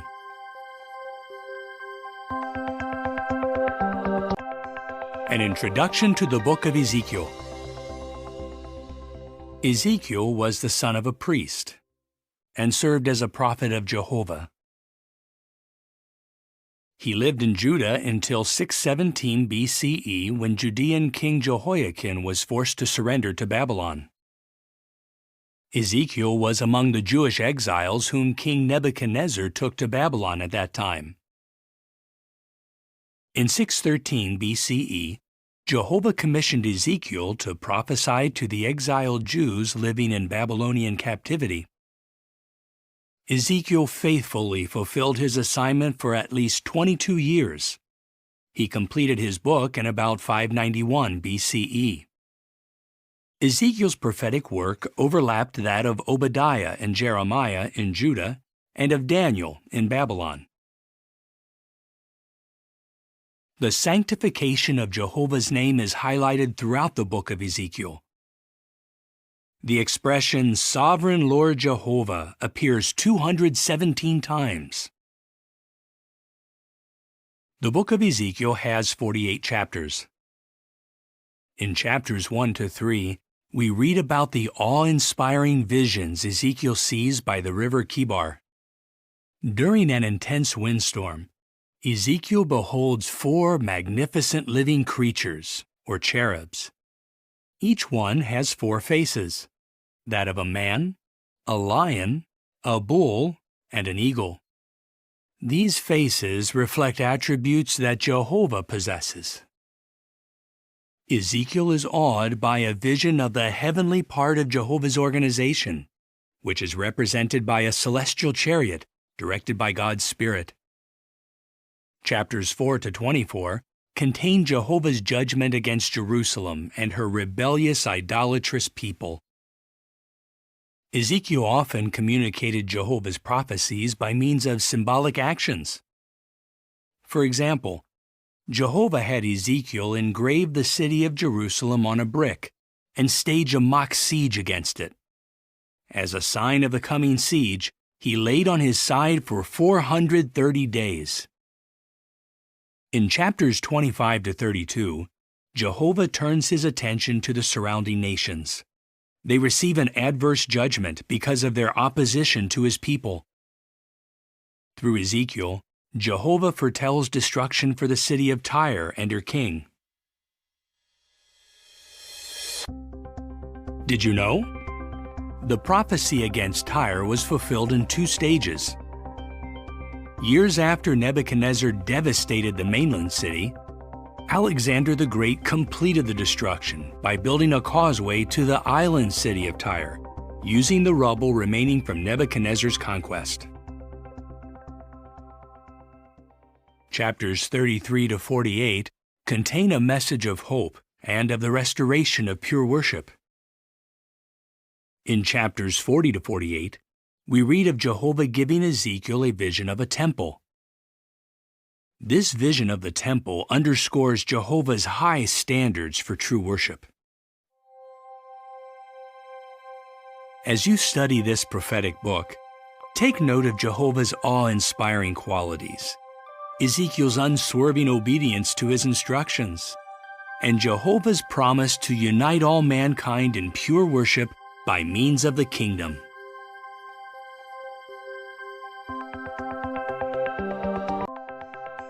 An introduction to the book of Daniel. Daniel wrote this prophetic book in Babylon. He was taken to Babylon, likely as a young Judean prince, along with other nobles. In time, Daniel served as a government official for the Babylonians and later for the Medo-Persians. Daniel opens his book by relating events that began in 618 BCE when he was still a young man. He completed his writing in approximately 536 BCE. Obadiah, Ezekiel, and Jeremiah were Daniel's contemporaries. They lived during a tumultuous period of Israel's history that included the destruction of Jerusalem. Daniel witnessed the Medo-Persian conquest of Babylon and the return of a faithful remnant of God's people to Jerusalem. However, he did not join those returning to Jerusalem, likely because of his advanced age. The book of Daniel has 12 chapters. Chapters 1 to 6 record in chronological order the experiences of Daniel and those of his 3 companions. Chapters 7 to 12 contain Daniel's account of prophetic dreams and visions that he received by inspiration.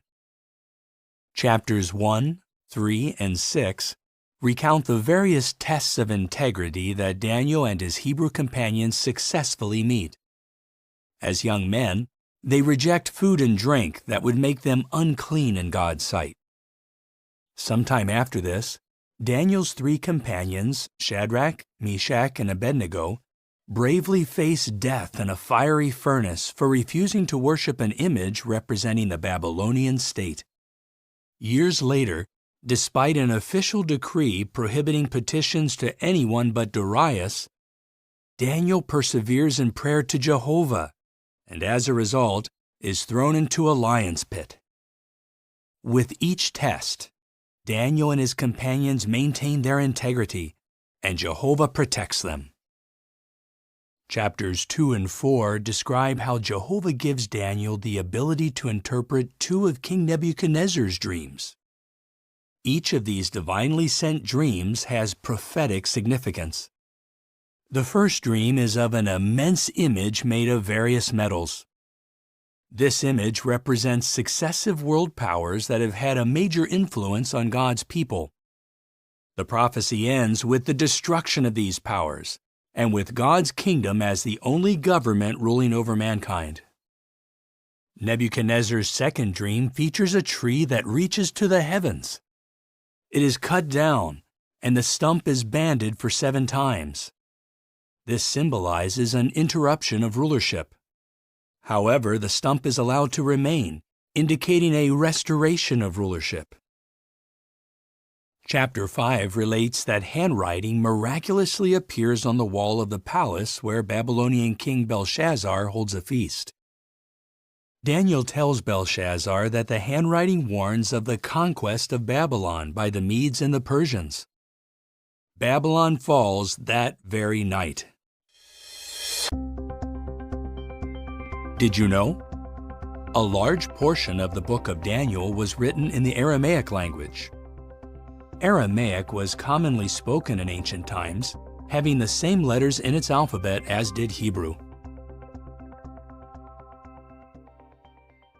Chapters 7 and 8 describe the visions Daniel sees of a series of beasts that picture the rise and fall of Babylon, Medo-Persia, Greece, and Rome.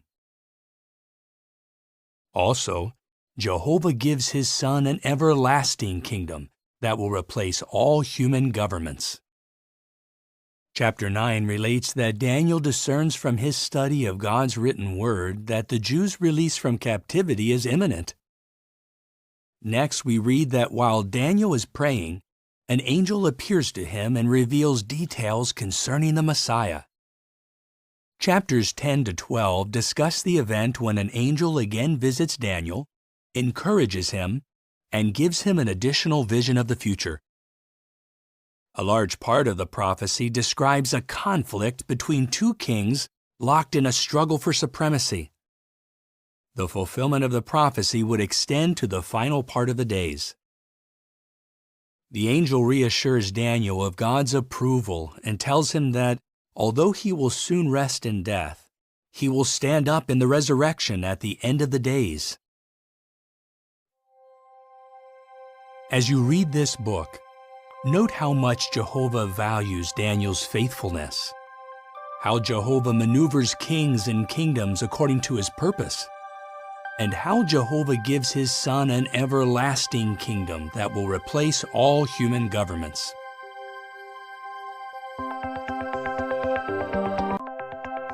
An introduction to the book of Hosea. Hosea served as a prophet to the 10-tribe kingdom of Israel, and his prophecies were directed mainly to that nation. His contemporaries, Micah and Isaiah, served as prophets to the southern kingdom of Judah. Hosea began his service no later than 804 BCE, during the reign of King Jeroboam II. His career as a prophet continued for about 60 years until sometime after 745 BCE, when he completed the book bearing his name. Hosea prophesied amid great political turmoil. 4 kings of Israel were assassinated during this period. The book of Hosea has 14 chapters.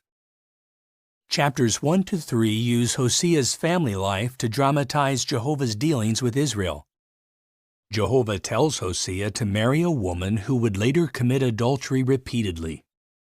Hosea marries Gomer, who becomes unfaithful to him. Hosea's marriage to Gomer pictures Jehovah's marriage to Israel by means of the Mosaic Law covenant. Gomer's unfaithful conduct pictures Israel's betrayal of Jehovah by turning to the worship of false gods and forming political alliances with pagan nations. Chapter 3 contains Jehovah's instructions to Hosea to take back his unfaithful wife. This symbolizes Jehovah's willingness to show mercy to the Israelites if they repent of their idolatry and obey Jehovah. Hosea foretells that Israel will look for Jehovah and for David their king, a prophecy ultimately fulfilled with Jesus as heavenly king. Did you know? The northern 10-tribe kingdom of Israel was at times called Ephraim or Samaria. Ephraim was the dominant tribe of the kingdom, and Samaria was the kingdom's capital city. Chapters 4 to 13 contain judgments against unfaithful Ephraim. These were fulfilled when Assyria overthrew the nation and its capital city, Samaria. Chapter 14 contains a heartwarming invitation to Israel to return to Jehovah, who who reassures the people of His mercy. As you study the book of Hosea, note how Jehovah requires unhypocritical worship, is merciful toward repentant wrongdoers, and is loyal to His promise of providing a heavenly king from the line of David.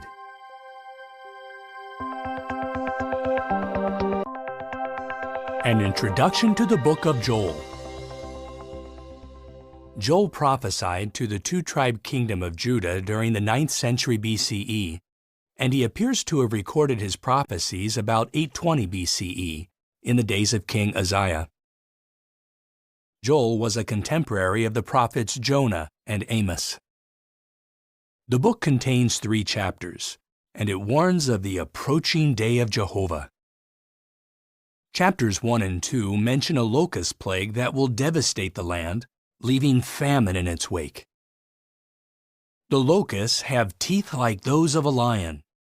They run like horses, scale walls like soldiers, and sound like chariots charging into battle. Although false worship flourishes in Jerusalem and Judah, Jehovah will not let the rebellious conduct of the people continue. Judah's only hope lies in repenting and turning to Jehovah. Did you know?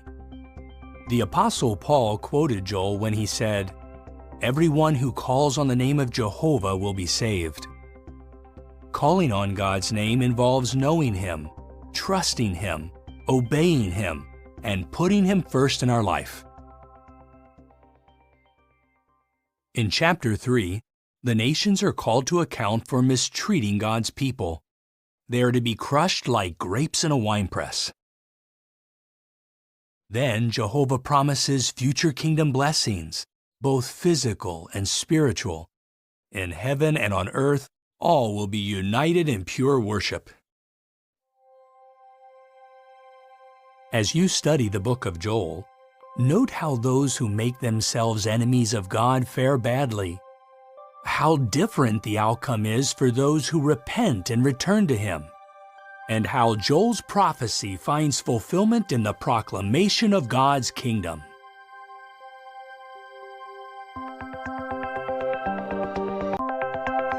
An introduction to the book of Amos. Amos, the prophet who wrote the book bearing his name, describes himself as having been a herdsman and one who took care of sycamore figs. Amos came from the Judean town of Tekoa, located south of Jerusalem. Jehovah sent Amos as a prophet primarily to the northern kingdom of Israel.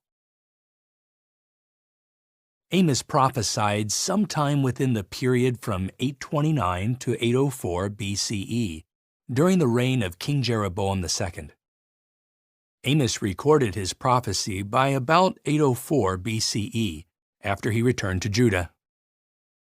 He was a contemporary of the prophets Jonah, Joel, and Hosea. The book of Amos has 9 chapters. Chapter 1 contains judgment messages against a number of surrounding nations. Chapter 2 records pronouncements against Moab, Judah, and the northern 10-tribe kingdom of Israel. Chapters 3 to 6 contain a message of judgment against Israel because of the nation's false religious practices and stubborn refusal to accept discipline. Israel has adopted a greedy, materialistic lifestyle. Luxury-loving wives pressure their husbands to defraud the poor and lowly. Chapters 7 and 8 present a series of impressive visions. Amos sees an unstoppable locust swarm, and then a destructive fire. Next, a plumb line illustrates how far Israel has deviated from Jehovah's requirements. Finally, a basket of summer fruit signifies that Israel's end is near. Did you know? During a meeting of the first century governing body, James, Jesus' half-brother, quoted from the book of Amos to show that Jehovah would gather kingdom heirs from both Jews and Gentiles. Chapter 9 includes Jehovah's promise to raise up the booth of David, referring to the royal line leading to the Messianic kingdom.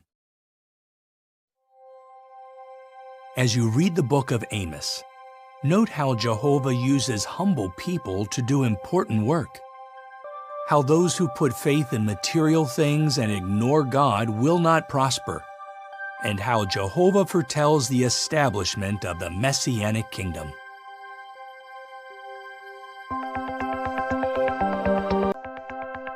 An introduction to the book of Obadiah. Obadiah was a prophet of Jehovah. He recorded his prophecy about 607 BCE after the Babylonians destroyed Jerusalem. Obadiah was a contemporary of Jeremiah, Daniel, and Ezekiel. The book of Obadiah is the shortest book in the Hebrew Scriptures. It has just one chapter. Obadiah conveys a judgment message against the nation of Edom. During the destruction of Jerusalem by the Babylonians, the Edomites rejoice at Israel's suffering. Edomites capture fleeing Israelites. They hand them over to the Babylonians and share in taking spoil from the conquered Jews. Did you know? The Edomites were related to the Israelites. They were descendants of Jacob's twin brother Esau. He was given the name Edom, meaning red, after he sold his birthright for some red lentil stew. Obadiah prophesies that the nation of Edom will be plundered at the hands of her former allies. This prophecy begins to be fulfilled when the Babylonians conquer Edom. In time, Edom ceases to exist. In the closing verses, Jehovah promises to restore his people as a unified nation and re-establish true worship in Jerusalem. The book concludes with the statement, "The kingship will become Jehovah's," indicating that Jehovah's kingship will stand vindicated forever. As you read Obadiah, note how Jehovah is aware of the persecution his people suffer, how Jehovah gives his people hope in times of distress, and how Jehovah's lasting kingship will stand vindicated forever.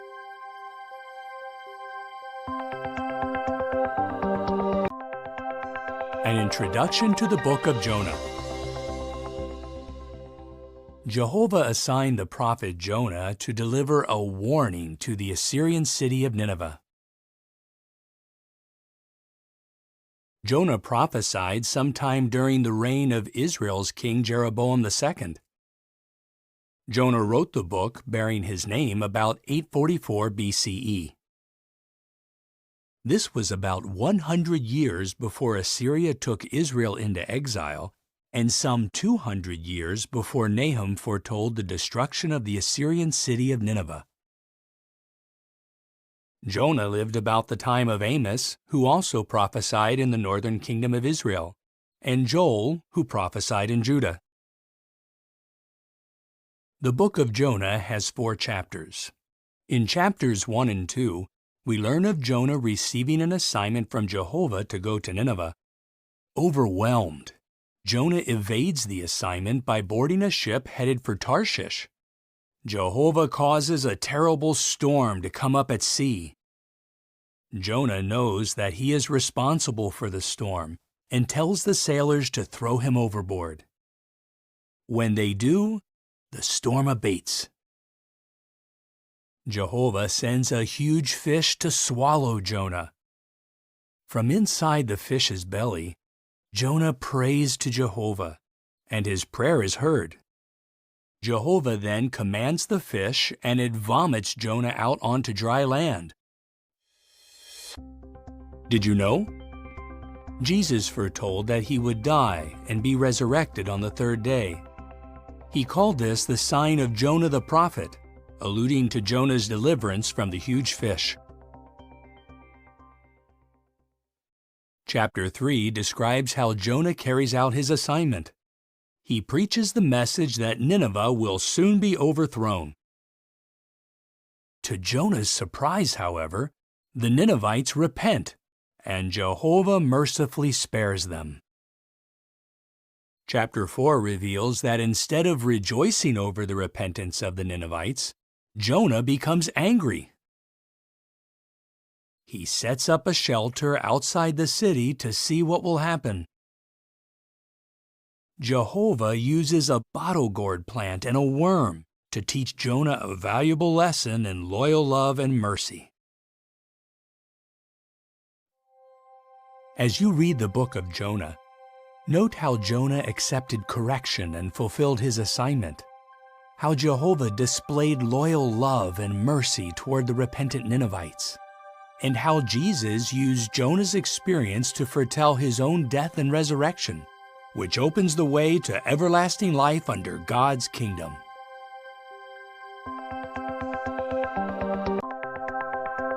An introduction to the book of Psalms.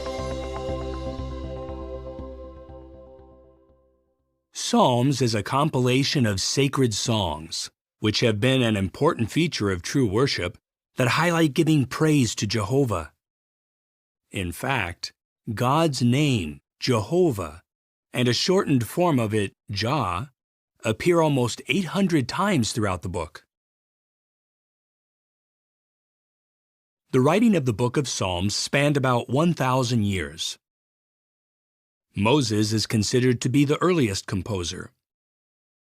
The Psalms were compiled after the return of the Jews to Jerusalem from Babylonian exile, apparently by the scribe Ezra. Although Jehovah inspired such men as Solomon, the sons of Korah, the house of Asaph, and others to pen these moving expressions of faith, more than half of the Psalms are attributed to David. The different experiences in David's life provided the background for many of the Psalms. The headings or superscriptions, found at the beginning of many Psalms, identify the writer and give other information about the Psalm. The book is made up of 150 chapters. It is the largest book of the Bible. The Psalms were compiled into 5 separate books or volumes. Several themes are developed in these lyrical works. Consider just 3 of them. Praise to Jehovah is a recurring theme. Many Psalms praise Jehovah for his saving acts. Other Psalms praise Jehovah for his creative works, from the marvels of the human body to the earth and seas. Psalm 83 praises Jehovah as the Most High over all the earth. Another theme developed in Psalms is that Jehovah helps and comforts those who love him. Jehovah is referred to as the hearer of prayer and as a merciful Father who pardons repentant sinners. Psalm 23 describes Jehovah as a loving shepherd who guides, protects, and cares for his people. An additional theme is that Jehovah will transform the earth into a paradise by means of the Messianic kingdom. This kingdom will remove all wickedness and bring peace to the earth. Certain psalms are grouped together. For example, Psalms 113 to 118 form the group called the Hallel Psalms. Did you know? It is likely that Jesus and his disciples sang these very psalms after the Lord's evening meal. Psalms 120 to 134 are called the Songs of the Ascents.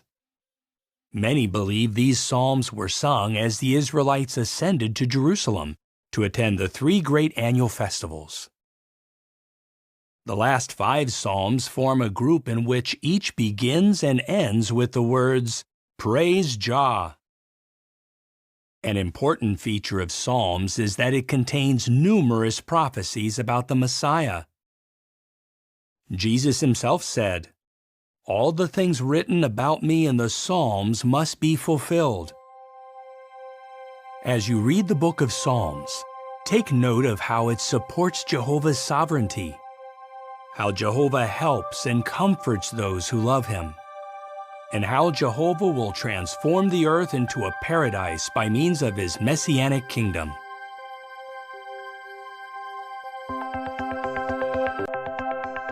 An introduction to the book of Nahum. The prophet Nahum was likely living in Judah when he wrote the book bearing his name. Nahum's message focuses primarily on a single theme: the complete destruction of the Assyrian city of Nineveh. Nineveh, known for its violence and brutality, was referred to as the city of bloodshed. At one time, in response to the judgment message delivered by the prophet Jonah, the inhabitants of Nineveh repented of their wickedness. However, the Ninevites eventually returned to their wicked ways, and about 2 centuries after Jonah's prophecy, Jehovah used Nahum to prophesy against Nineveh again. The book of Nahum was completed sometime before 632 BCE, the year Nineveh was destroyed. Nahum was a contemporary of the prophets Zephaniah and Jeremiah. The book of Nahum contains 3 chapters. In chapter 1, Nahum proclaims Jehovah's judgment against the city of Nineveh. The entire city, with its collection of pagan gods made of wood, stone, and metal, will be completely destroyed. This is good news for the people of Judah. Free from that cruel and dangerous enemy, they can celebrate their festivals in peace. Did you know? We can trace Nineveh's origin back to the days of Nimrod, the founder of the first empire to exist after the flood. Chapters 2 and 3 describe Nineveh's destruction in greater detail. Nineveh was a heavily fortified city with high walls and a moat. But Nahum prophesies that the gates of the rivers will be opened, and the palace will be dissolved. These words were fulfilled in 632 BCE, when flooding caused damage to the city. This permitted the besieging forces of Babylon and Media to capture the city and destroy it. Jehovah's prophetic word through Nahum came true in every detail. As you read the book of Nahum, consider how Jehovah hates violence, how Jehovah always fulfills his word, and how Jehovah provides comfort for all who seek peace and salvation under his kingdom.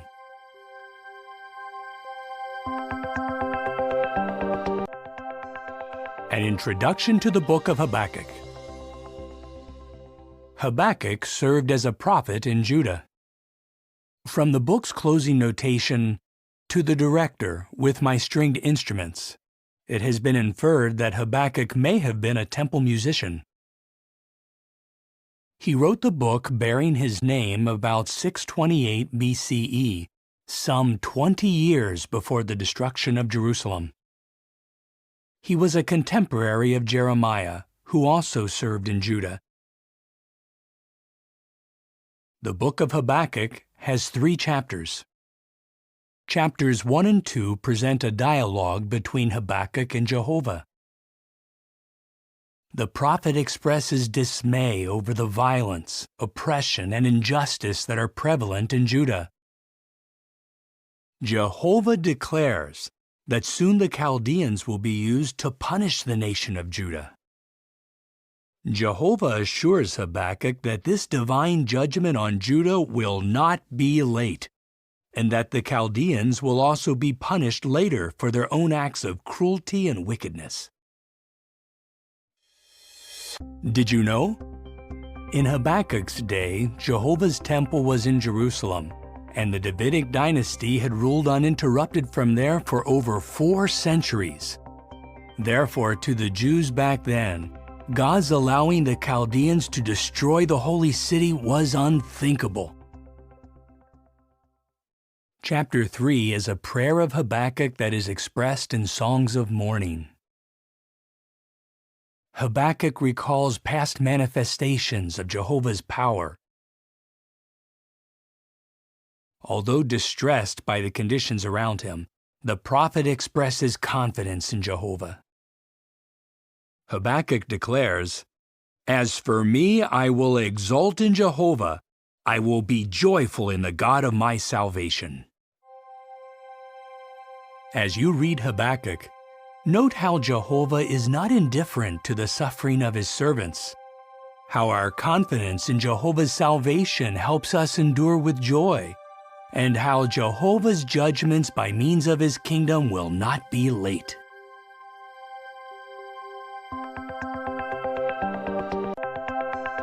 An introduction to the book of Zephaniah. Zephaniah was a prophet of Jehovah in Judah, and he wrote the book bearing his name. He prophesied early in the reign of faithful King Josiah. He completed his book before the year 648 BCE, some years before Nahum and Habakkuk wrote their books, and over 40 years before the destruction of Jerusalem in 607 BCE. The book of Zephaniah contains 3 chapters. Chapter 1 warns the people of Judah that Jehovah's day of judgment is approaching quickly. The people are focusing on material wealth, worshiping false gods, and assuming that Jehovah will not intervene in their affairs. In chapter 2, the people are urged to seek Jehovah. They should trust in God and live by his righteous standards. Did you know? Zephaniah's efforts bore fruit. Young King Josiah carried out a campaign against false worship to rid the nation of idolatry and to restore true worship at the temple.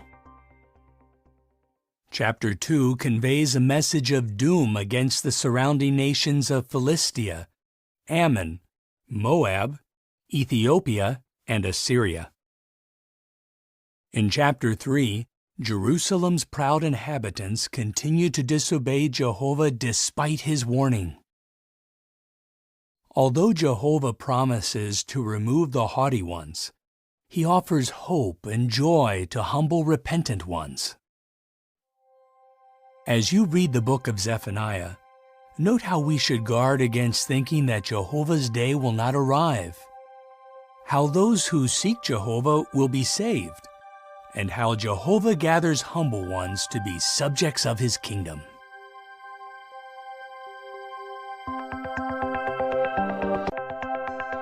An introduction to the book of Haggai. Haggai was likely born in Babylon. In 537 BCE, he traveled with a remnant of the Jewish nation to Jerusalem, where he would later serve as a prophet. Haggai completed his book in 520 BCE. But why did Jehovah cause him to begin prophesying? In 536 BCE, the Jews laid the foundation for the new temple in Jerusalem. Sadly, the work stopped for many years because of opposition from enemies and apathy on the part of the Jews. In the year 520 BCE, Jehovah sent Haggai to rekindle the zeal of the Jews in order to resume temple construction. The temple was finally completed in 515 BCE. Did you know? In the 38 verses that make up chapters 1 and 2, Haggai uses the name Jehovah 35 times, 14 times in the expression Jehovah of Armies. The book of Haggai has 2 chapters that convey 4 inspired messages. Chapter 1 directs the first message toward those who are focusing on their own interests while Jehovah's house lies in ruins. Governor Zerubbabel, High Priest Joshua, and the rest of the people respond favorably and go to work on the temple just 23 days after Haggai started to prophesy. In chapter 2, Haggai delivers the second inspired message. Jehovah promises that he will shake the nations and cause their precious things to come in, and that he will fill his house with glory. Later, Haggai delivers the third inspired message to the priests, explaining that neglect of pure worship has made the nation unclean before God. Then Haggai proclaims the fourth message. Again, Jehovah speaks of shaking the heavens and the earth, but this time it will mean the complete annihilation of human kingdoms. Centuries afterward, the Apostle Paul quoted Haggai's words to show that God's kingdom in the hands of Jesus Christ will never be shaken. As you read Haggai, note how personal interests must take a backseat to spiritual interests, how mere formalistic worship does not please Jehovah, and how God's kingdom in the hands of Jesus Christ will never be shaken.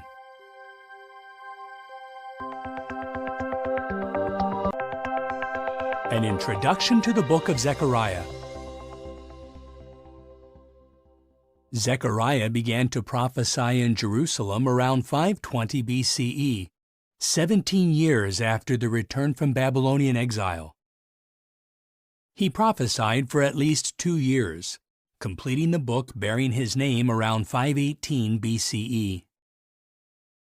His work overlapped that of the prophet Haggai. The rebuilding of Jehovah's temple was at a standstill.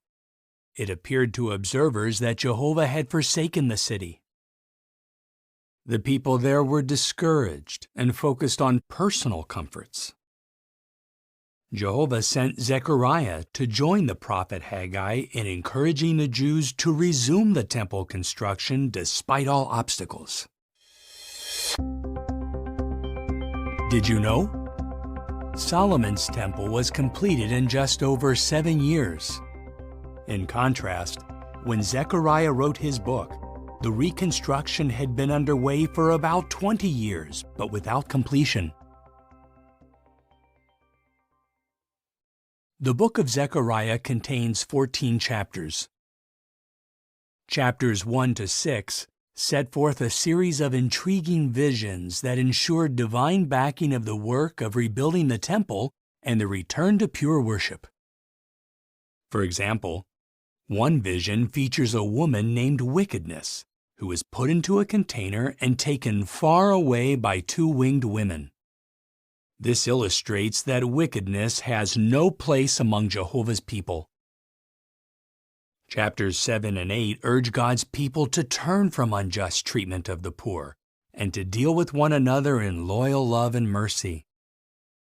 Chapter 10 foretells Jehovah's turning his favorable attention to his repentant people. Zechariah also recorded several significant prophecies about the Christ.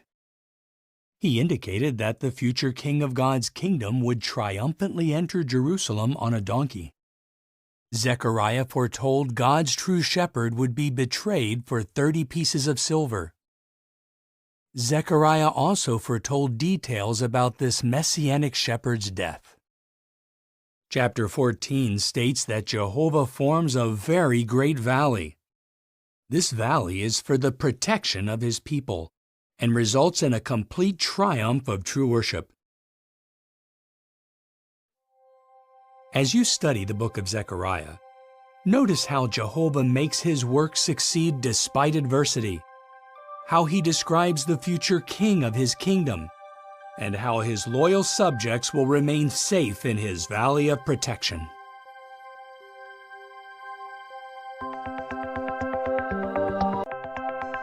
An introduction to the book of Malachi.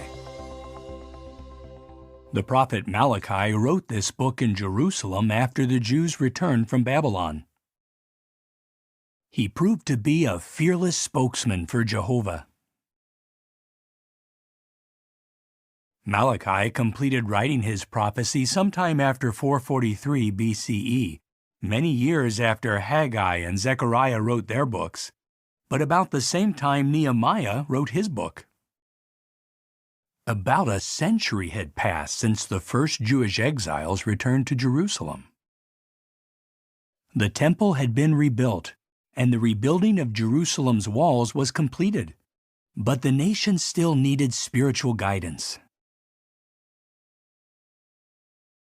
The book of Malachi has 4 chapters.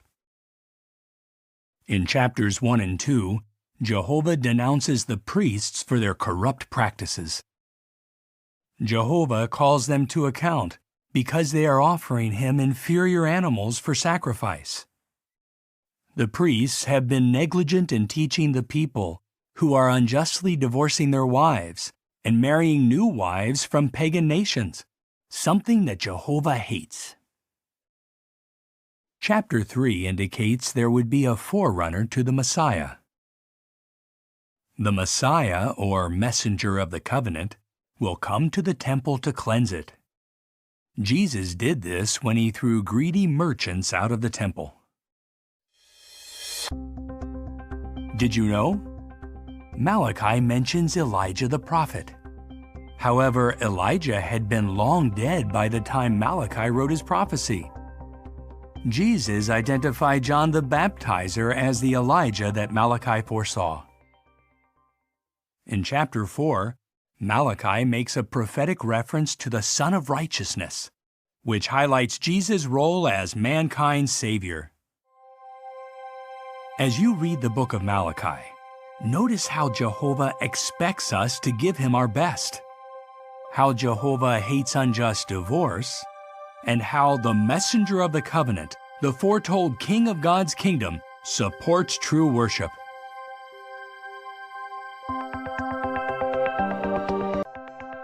An introduction to the book of Matthew. Matthew was working as a tax collector in Capernaum when he was invited by Jesus to become a disciple.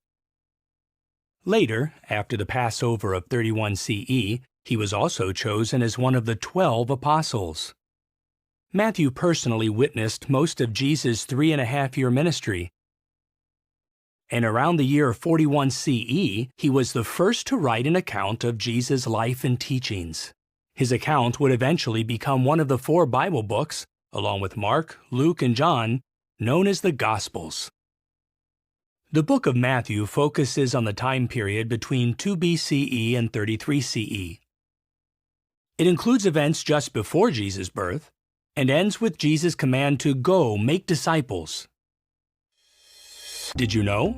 Although Matthew is the first book of the Christian Greek scriptures, there is evidence that it was originally written in Hebrew. Sometime later, Matthew himself may have translated his gospel into Greek.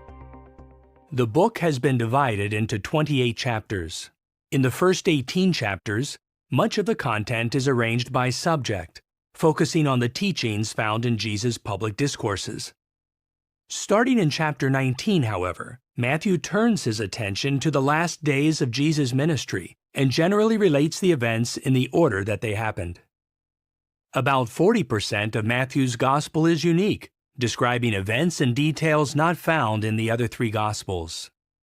It begins with Abraham and lists the family line of Jesus through his adoptive father Joseph, proving that Jesus is the legal heir of King David.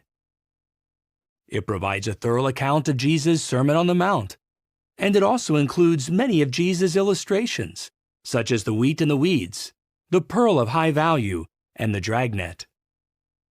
Matthew's account greatly emphasizes that the theme of Jesus' teaching was the kingdom of the heavens. To help readers identify Jesus as the promised Messiah, this book includes numerous direct quotes and references from many books in the Hebrew Scriptures. No wonder Matthew has been described as a bridge between the Hebrew and Christian Greek Scriptures.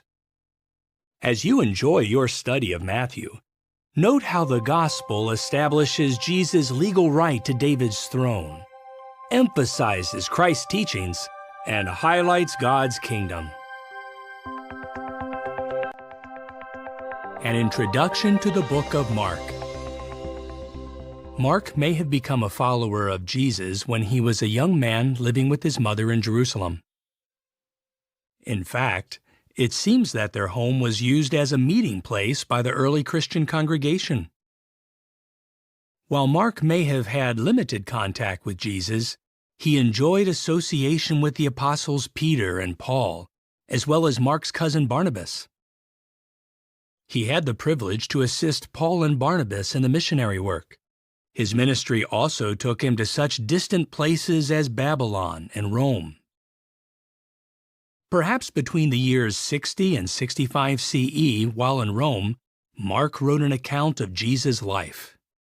This became the third gospel to be circulated among the early Christian congregations. Although most of Mark's information is also contained in the other gospels, he does include some unique details. For example, it is evident that this book was written with a non-Jewish audience in mind, especially the Romans. Mark explains Jewish expressions and customs that would have been unfamiliar to Romans and other non-Jews. He may have obtained much of his information from Peter, who was an eyewitness of practically all that Mark recorded. Peter's eyewitness testimony may be seen in Mark's vivid descriptions of Jesus' activity and feelings. The book contains 16 chapters and is the shortest of the four Gospels. It covers the time period from 29 to 33 CE.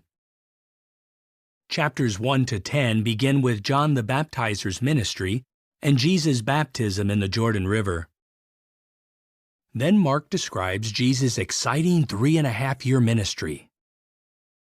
These chapters recount Jesus' selection of his apostles, many of his miracles, and examples of his tender care and concern for people. Chapters 11 to 15 outline Jesus' final week of activity leading up to his arrest and execution. Did you know? Mark was likely the young man who ran away, leaving his garment behind on the night Jesus was arrested. Finally, chapter 16 shows that 3 faithful women are the first to discover that Jesus has been resurrected.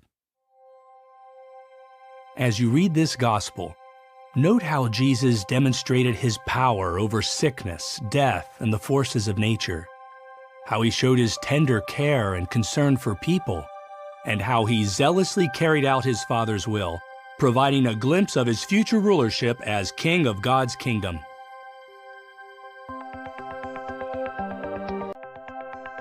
An introduction to the book of Luke. Luke was a physician. Like the gospel writer Mark, Luke was not one of Jesus' 12 apostles. Also, Luke did not refer to himself as an eyewitness of the events in Jesus' life. He became a disciple probably sometime after Jesus' death. In time, he traveled with the Apostle Paul. Luke's Gospel covers the time period from 3 BCE to 33 CE. He wrote in logical order, often chronologically. Nearly 60% of the material in this book is unique in comparison with the other Gospels. For example, at least 6 of Jesus' miracles are found exclusively in Luke's account. Luke uses more than 300 terms that were either used in medicine or to which he gives a medical meaning. Only Luke speaks of a man full of leprosy and of Peter's mother-in-law having a high fever. Luke likely wrote his gospel in Caesarea while Paul was imprisoned there, from about 56 to 58 CE. So although appearing after Mark in the Bible, Luke was the second of the 4 Gospels to be written. In addition to having access to Matthew's Gospel, Luke was no doubt moved by God's Spirit to interview reliable eyewitnesses of Jesus' ministry and to examine trustworthy historical documents. Luke contains 24 chapters. Chapters 1 and 2 provide information about the early years of John the Baptist and Jesus. As foretold by an angel, Elizabeth gives birth to John. Mary gives birth to Jesus about 6 months later. Did you know? Luke is the only gospel writer who included an account of Jesus as a 12-year-old boy. Luke may have obtained this family history from Jesus' mother, Mary. Chapter 3 provides material that aids in determining when John the Baptist and Jesus began their ministries. Noteworthy, too, is the record of Jesus' genealogy, tracing Mary's family through King David and all the way back to Adam, son of God. Chapters 4 to 9 relate the preaching and healing work of Jesus' early ministry, primarily in the region of Galilee. Luke conveys not only specific details regarding the sicknesses that Jesus healed, but also conveys the compassion with which Jesus cured people. Chapter 6 describes how Jesus, after a whole night in prayer, chooses his 12 apostles. In chapter 9, Jesus sends out the 12 to preach the kingdom message and to heal the sick. Chapter 10 to the middle of chapter 19 describes events that mostly take place in Judea and Perea. Jesus increases the number of kingdom proclaimers by sending out 70 more disciples to preach the message. Jesus' parables of the neighborly Samaritan and the lost son, also known as the prodigal son, are mentioned only in Luke's Gospel. The latter part of chapter 19 to the end of chapter 23 records Jesus' final public ministry in and around Jerusalem and events surrounding his death. Chapter 21 includes Jesus' prophecy pertaining to the destruction of Jerusalem and to the last days of this system of things. Luke adds pestilences as a feature of the last days, a detail not mentioned in the accounts of Matthew or Mark. The final chapter records events relating to Jesus' resurrection. Luke is the only gospel writer who describes Jesus' ascension to heaven.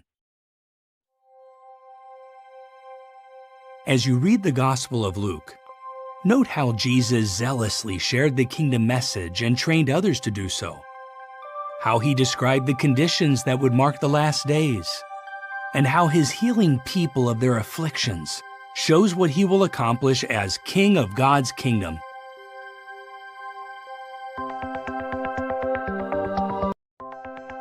An introduction to the book of John. When he was a much younger man, John and his brother James were mending their fishing nets alongside the Sea of Galilee when Jesus invited them to be his followers. After the Passover of 31 CE, Jesus chose John as one of his 12 apostles.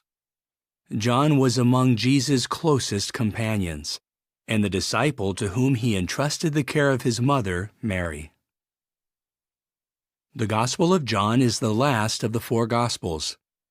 It was written about 98 CE in or around Ephesus, nearly 65 years after Jesus' death. During those decades, Jesus' prophecy concerning the destruction of Jerusalem was fulfilled.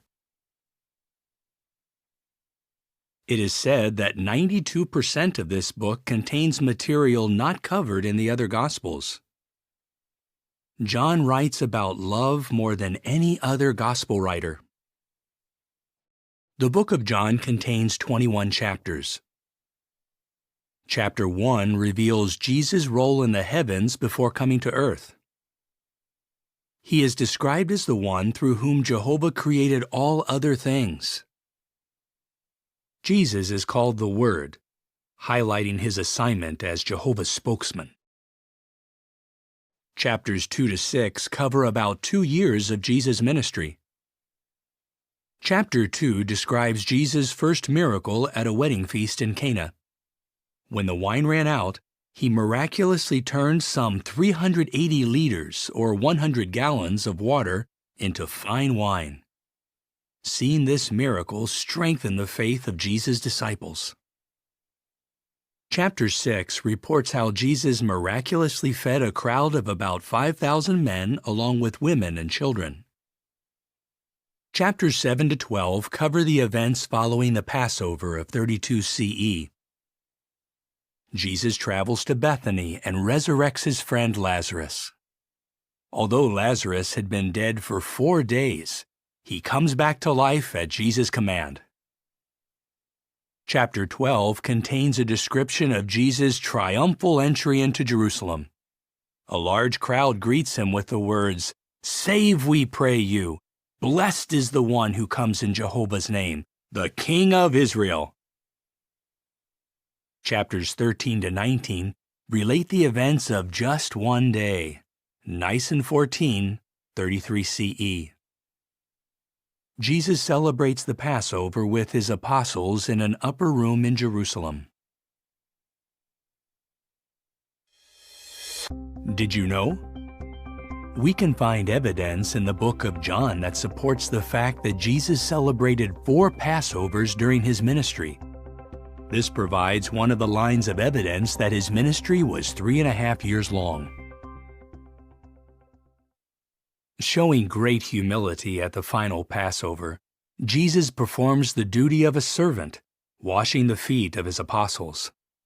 Later that evening, Jesus says, "I am giving you a new commandment, that you love one another, just as I have loved you." The commandment was new because it required that Christ's disciples show love to a greater degree. Chapter 17 contains Jesus' last prayer in the presence of his disciples. Later in the Garden of Gethsemane, Jesus fearlessly identifies himself to the soldiers who come to arrest him. Shortly thereafter, Jesus suffers death for all mankind. Chapters 20 and 21 relate how the resurrected Jesus appears to his disciples on various occasions. As you read the Gospel of John, note Jesus' love for mankind, his example of humility, and his identity as the Messiah, the King of God's kingdom.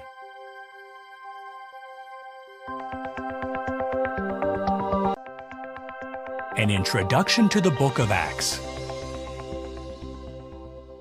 The Gospel writer Luke wrote Acts of Apostles. Chapters 1 to 12 of Acts primarily cover the activity of the Apostle Peter.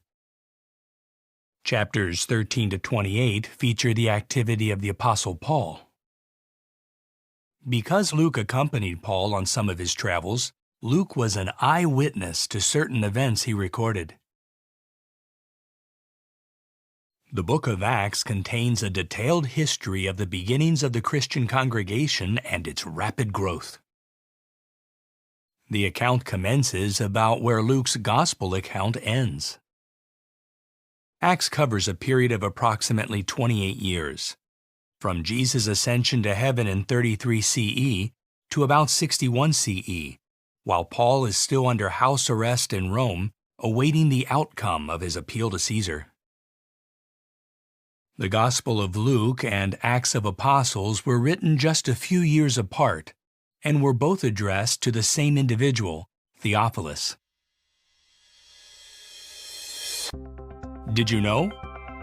When Luke wrote his Gospel account, he addressed Theophilus with the title Most Excellent, possibly indicating that Theophilus had been a prominent official. However, Luke does not use that title in Acts, which could suggest that he was writing to Theophilus as a mature Christian. Acts of Apostles contains 28 chapters. In chapter 1, Jesus tells his disciples that they will be witnesses of him to the most distant part of the earth. He then ascends to heaven. Chapter 2 records that 10 days later, on Pentecost 33 CE, Holy Spirit is poured out on about 120 disciples. Later that day, about 3,000 people are baptized. Chapters 3 to 9 relate early examples of how the disciples zealously preach and perform miraculous signs. Although they face strong opposition, they boldly continue to spread the Christian message. Stephen, an early Christian, is even murdered because of his faith. A man named Saul witnesses and approves of the execution of Stephen. However, not long after that, Jesus appears to Saul on the road to Damascus. Subsequently, Saul becomes a Christian and is later known as the Apostle Paul. Chapters 10 and 11 describe a period of peace enjoyed by the disciples. Jehovah uses the Apostle Peter to expand the preaching work to include Gentiles, or non-Jews. During this time of expansion, the term Christians is coined to identify Christ's disciples. In chapter 12, persecution breaks out again. Herod puts the Apostle James to death and imprisons Peter, who was later released by an angel. Chapters 13 to 21 describe Paul's 3 eventful missionary tours from about 47 to 56 CE. Paul travels to Cyprus and parts of Asia Minor during his first missionary tour. His second missionary tour takes him back to Asia Minor as well as to Macedonia and Greece. Paul's third missionary tour covers some 4 years and ends in Jerusalem. Paul writes 6 inspired letters during the period that includes his second and third tours. According to one estimate, the book of Acts records Paul traveling nearly 10,000 miles. In chapter 21, Paul is wrongfully arrested in Jerusalem. Chapters 22 to 26 relate Paul's defense. He appears before Felix, governor of Judea, his successor Festus, and King Herod Agrippa II. In the course of his defense, Paul appeals to Caesar, the highest Roman authority of the time. Chapters 27 and 28 describe Paul's arduous journey to Rome, which includes a shipwreck. Acts concludes with Paul under house arrest, awaiting trial in Rome. Despite confinement, he remains busy preaching to all those who come to him. As you read Acts of Apostles, note how the disciples were empowered by Holy Spirit, how they witnessed fearlessly despite fierce persecution, and how they used legal means to defend their right to preach the good news of God's kingdom.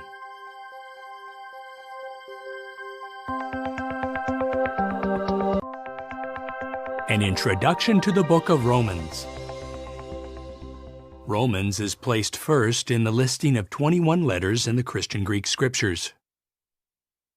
The Apostle Paul wrote 14 of these letters, including Romans. Likely in 52 CE, Paul embarked on his third missionary tour. While in Corinth in about 56 CE, Paul wrote to the Christians in Rome, a city that he had not yet visited. The letter to the Romans contains 16 chapters. In chapter 1, Paul expresses his desire to visit the Christians living in Rome in order to enjoy an interchange of encouragement. He also explains that the world's ungodly conduct is inexcusable because God's invisible qualities are clearly seen in his creative works. Did you know? Paul used Tertius as his secretary to write this letter. The faithful sister Phoebe may have delivered this letter to Rome, or may have accompanied the person who did. In chapter 2, Paul highlights God's impartiality. Both Jews and Gentiles will be judged by the same standard. In chapters 3 and 4, Paul explains that Jehovah declares Jews as well as Greeks righteous by faith, and he uses the example of Abraham to illustrate the point. Abraham lived before the law was given to Moses, and before Jesus sacrificed his life. Nevertheless, God counted Abraham as righteous because of his outstanding faith. In chapters 5 and 6, Paul reasons that Adam sinned against God, and as a result, all humans have inherited sin and death. Relief is possible only through faith in Jesus and his sacrificial death. In chapters 7 and 8, Paul discusses how the Mosaic Law revealed what sin is and why Christians are not under that law. In chapters 9 and 10, Paul explains that those who exercise faith, regardless of their nationality, can become God's spiritual children. In chapter 11, Paul uses the illustration of a cultivated olive tree. Jews who rejected the Messiah are compared to branches that are broken off. Branches from a wild olive tree, representing Gentile Christians, are grafted in their place. In order to be part of the tree, all must remain humble and exercise faith in Jesus. In chapters 12 and 13, Paul exhorts Christians to be peaceable with all, to love one another, and to respect governmental authorities. In chapters 14 and 15, Christians are counseled to stop judging one another, but rather to support those who are weak. In chapter 16, Paul concludes with words of encouragement and warm personal greetings, mentioning 26 individuals by name. As you read the inspired letter to the Romans, note how God is impartial in his dealings with all people, how Christians should be peaceable with others, and how freedom from sin and death comes only by exercising faith in Jesus, the King of God's kingdom.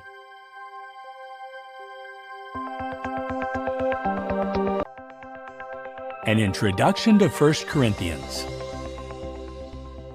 The Apostle Paul wrote this letter to the Christians living in the busy cosmopolitan city of Corinth.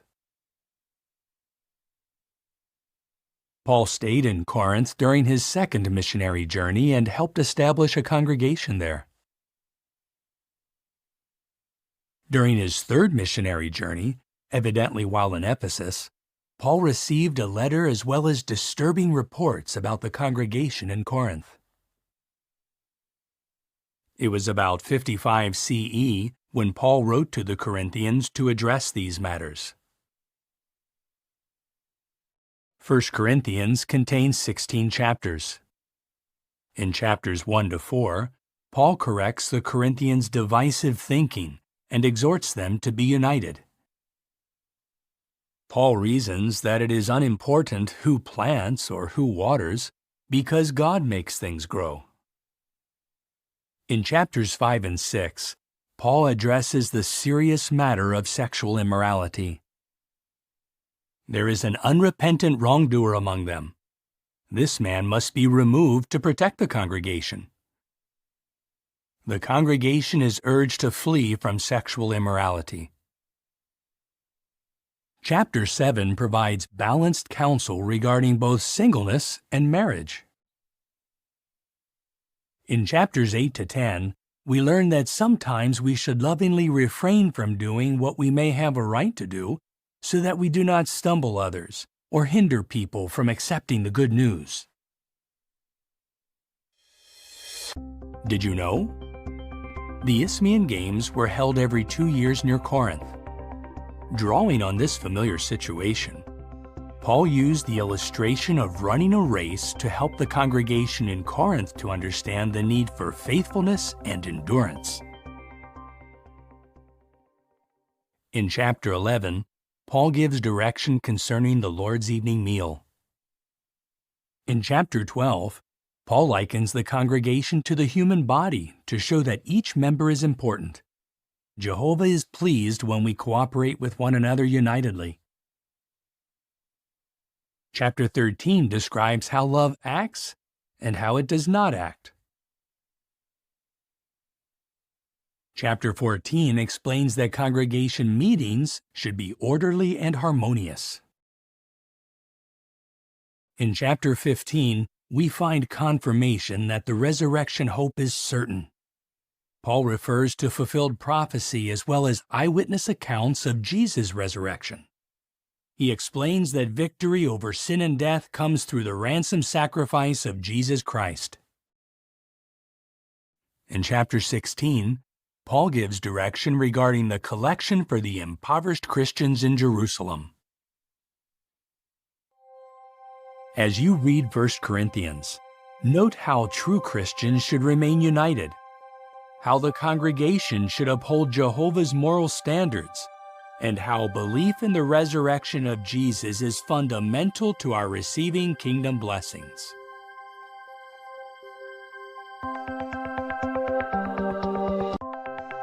An introduction to 2 Corinthians. Paul wrote his second inspired letter to the Corinthians some months after the congregation received his first. Titus had been sent to Corinth to assist in the collection for the brothers in Judea, and possibly also to observe the Corinthians' reaction to Paul's first inspired letter to them. When Titus left Corinth, he traveled to meet Paul. Because Titus brought a good report, Paul rejoiced and wrote to the Corinthians yet again. 2 Corinthians has 13 chapters. In chapter 1, Paul refers to Jehovah as the Father of tender mercies and the God of all comfort, who comforts us in all our trials. In chapter 2, Paul reassures the congregation of his love for them, mindful of the strong counsel he gave them in his first inspired letter. The wrongdoer who had been expelled from the congregation has now changed his ways and should be forgiven and welcomed back. In chapter 3, Paul writes that being adequately qualified as ministers comes from God. Chapter 4 describes the ministry of the new covenant as a treasure in earthen vessels. Although we are simply imperfect earthen vessels, the message we preach can bring everlasting life to us and to those who listen to us. In chapter 5, Paul states, "The love the Christ has compels us." We cannot accept the extraordinary love of Christ without feeling compelled to live for Him. His love motivates us to imitate His example. Chapter 6 explains that fellowship between one who is a true Christian and one who is not would be an uneven yoke. It could result only in harm to the Christian's faith. Chapter 7 contrasts godly sadness with the sadness of the world. Godly sadness results when a person sees wrongdoing as a sin against God. This moves the person to seek forgiveness and turn from his wrong course. The sadness of the world is different. In this case, although a person may be sad that his wrongdoing was exposed, he has no desire to gain God's forgiveness. In chapters 8 and 9, Paul encourages the Corinthians to follow through with the relief ministry to help the brothers experiencing adversity in Judea. Did you know? Paul used forms of the same Greek word for ministry to describe the preaching and teaching work, as well as the work of providing relief. Thus, relief work is part of a Christian sacred service to Jehovah. Because of the bad influence of false apostles, arguments are set forth in chapters 10 to 13 to counteract their teaching. Paul reminds the congregation that scriptural truth can overturn strongly entrenched doctrines, practices, and attitudes that reflect imperfect human wisdom. As you read 2 Corinthians, note how Jehovah, the God of all comfort, strengthens and sustains His servants, how genuine repentance leads to friendship with God, and how even fragile humans can proclaim the good news of God's kingdom.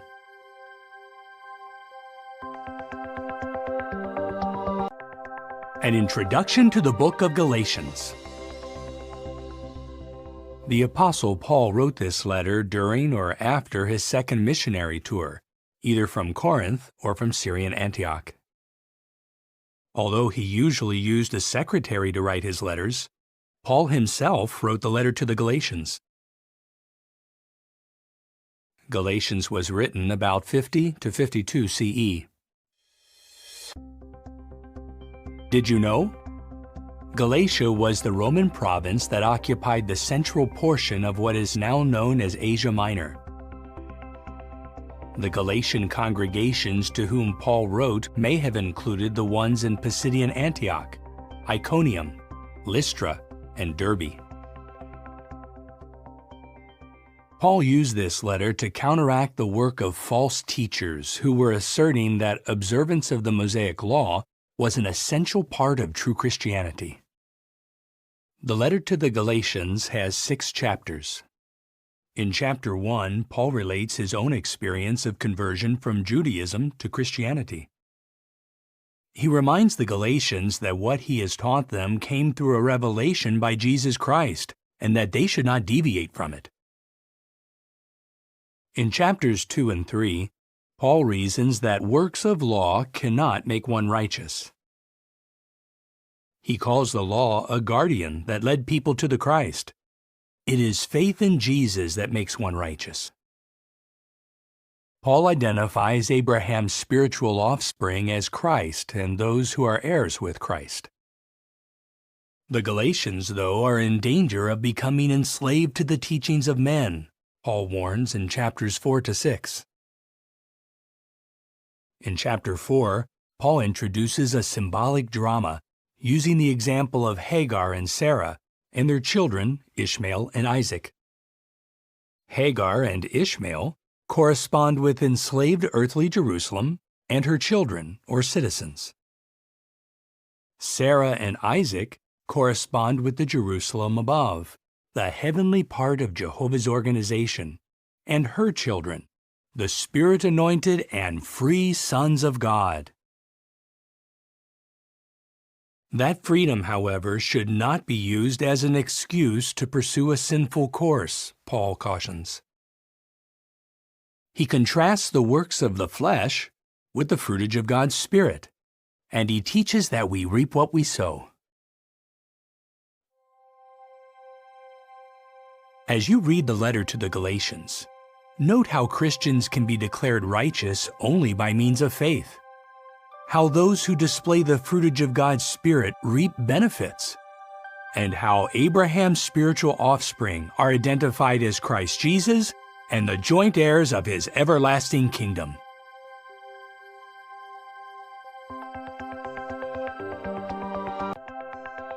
An introduction to the book of Ephesians.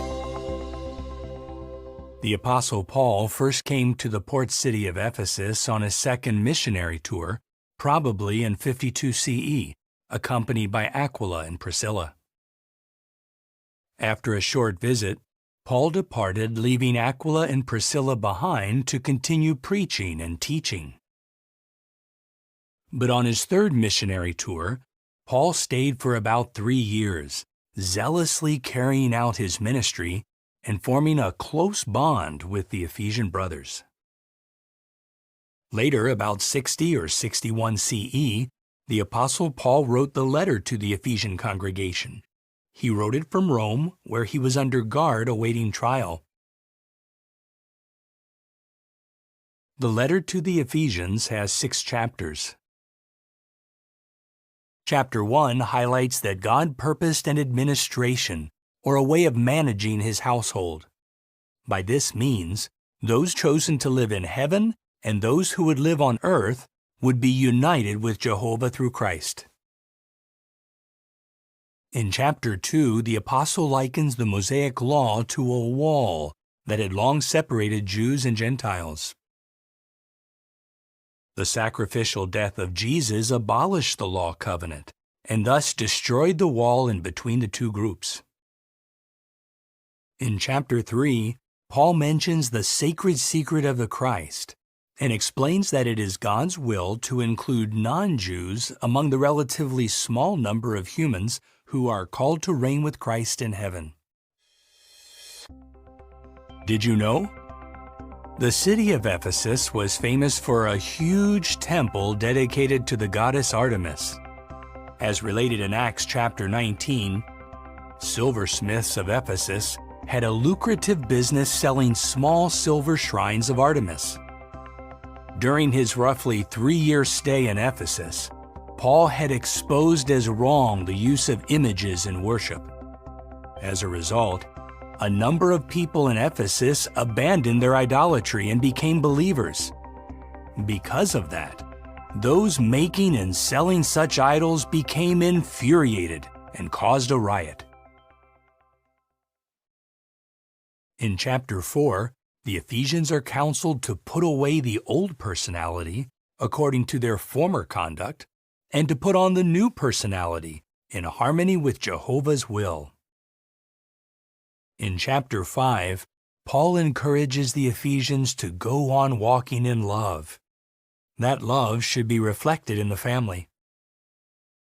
Wives are counseled to be in subjection to their husbands. Husbands are counseled to continue loving their wives, just as the Christ also loved the congregation. In chapter 6, Paul uses an illustration about armor and urges the Ephesians to put on the complete suit of spiritual armor. Doing so will help them to remain faithful despite all difficulties.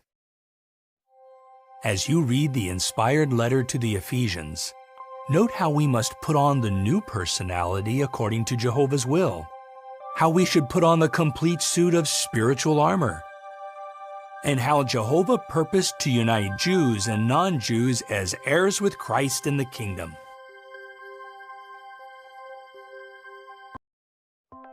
An introduction to the book of Philippians. The Apostle Paul wrote this inspired letter from Rome, where he was under house arrest. He wrote the letter about 60 or 61 CE. Some years earlier, during his second missionary tour, Paul had received a vision while he was in Troas. A Macedonian man entreated him, "Step over into Macedonia and help us." So in about 50 CE, Paul and his companions began to preach the good news in the Macedonian city of Philippi.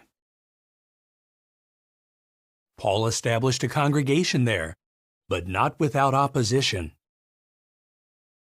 He and Silas were beaten with rods and thrown into prison, where their feet were fastened in stocks. Paul returned to Philippi during his third missionary tour. His letter to the congregation reveals the special bond of love that he and the Philippian brothers had for each other. The letter to the Philippians has 4 chapters. In chapter 1, Paul writes that his current imprisonment in Rome has led to the advancement of the good news. The apostle's courage in the face of opposition has strengthened the brothers to keep speaking the word of God fearlessly. In chapter 2, Paul encourages the Philippians to keep imitating the mental attitude of Christ. The Philippians are then commended for shining as illuminators in the world. Did you know? Sometime earlier, the Philippians had sent Epaphroditus to Rome with a gift for Paul. Paul later sent Epaphroditus back to Philippi, entrusting him with his inspired letter to the congregation. In chapter 3, Paul warns against those who have confidence in the flesh, evidently because of their Jewish background. Paul considers any advantages that he once enjoyed as a Pharisee to be refuse compared with the privilege of knowing Christ and being in union with Him. In chapter 4, the Philippians are reminded not to be anxious over anything, but to find the peace of God through prayer, supplication, and thanksgiving. Paul also thanks the congregation for its generosity in providing for his material needs. As you read the letter to the Philippians, note how our being steadfast under trial can encourage others to stand firm. How God's Word and Spirit can help us to keep imitating the mental attitude of Christ. And how true peace comes to those who turn to God in heartfelt prayer as they await His kingdom rule.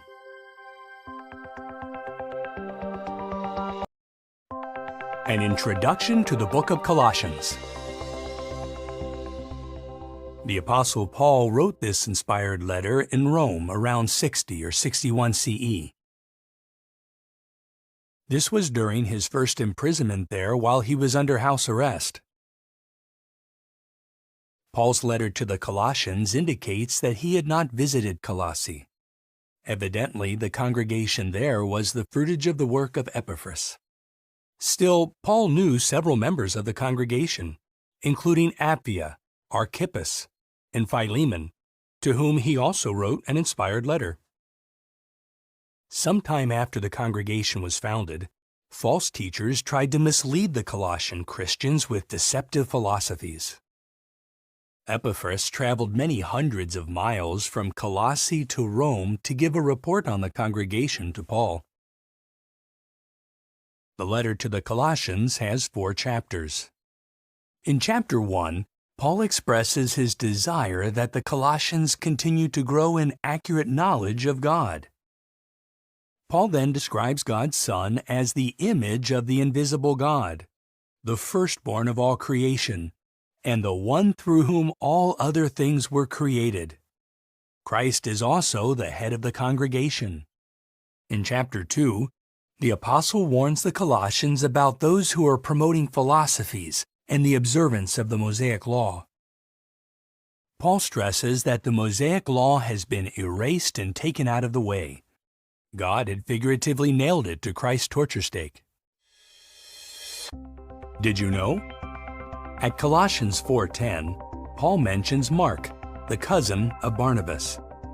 For a short time, Mark, also called John, accompanied Paul and Barnabas on their first missionary tour. But Mark left them and may have returned home to Jerusalem, which disappointed Paul. About 12 years later, however, Mark was in Rome as Paul's co-worker. Clearly, any breach between the two had been healed. In chapter 3, Paul encourages the congregation to go on seeking the things above, where the Christ is seated at the right hand of God. The apostle also exhorts the Colossians to strip off the old personality, to clothe themselves with the new personality, and to continue forgiving one another freely. In chapter 4, Paul tells the Colossians to persevere in prayer along with thanksgiving.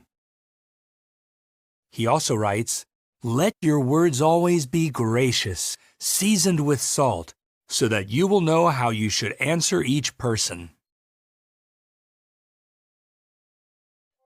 As you read the inspired letter to the Colossians, note how we should continue to grow in accurate knowledge of God, how we can cultivate a Christ-like personality, and how our speech should always be gracious, especially as we proclaim the good news of God's kingdom.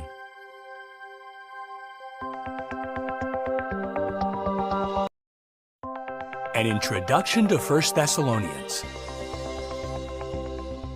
The Apostle Paul wrote this inspired letter in Corinth, likely late in the year 50 CE, during his second missionary tour. Sometime after arriving in Thessalonica, Paul preached in the synagogue for 3 Sabbaths. Soon a congregation was established there. Opposers from among the Jews became jealous of Paul's success and incited a violent mob. The congregation continued preaching, even after sending Paul and Silas to Berea. 1 Thessalonians has 5 chapters. In chapter 1, Paul warmly commends the congregation for the way they accepted God's word and endured under tribulation. He informs them that their example of perseverance has become known to the congregations in Macedonia and Achaia. In chapter 2, Paul reminds the Thessalonians of his tender affection for them and how he worked hard to avoid being an expensive burden on them. Did you know? The Apostle Paul was a tent maker by trade. He may have done this work to cover his expenses in Thessalonica. In chapter 3, Paul writes that he had sent Timothy to Thessalonica to build up their faith. Now Timothy has returned to Paul with good news of their spiritual prosperity.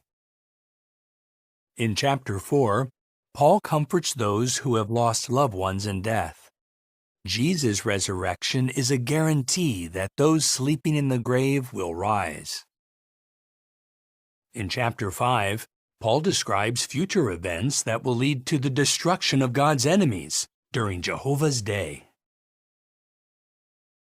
He calls those who live by God's standards sons of light, in contrast with those who reject God's standards.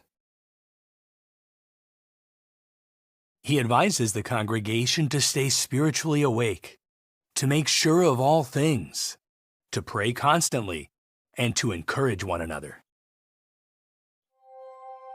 As you read the first inspired letter to the Thessalonians, note how our perseverance in the face of opposition can encourage others, how the resurrection hope comforts and strengthens those who have lost loved ones in death, and how Jesus Christ, the King of God's kingdom, will destroy all of God's enemies.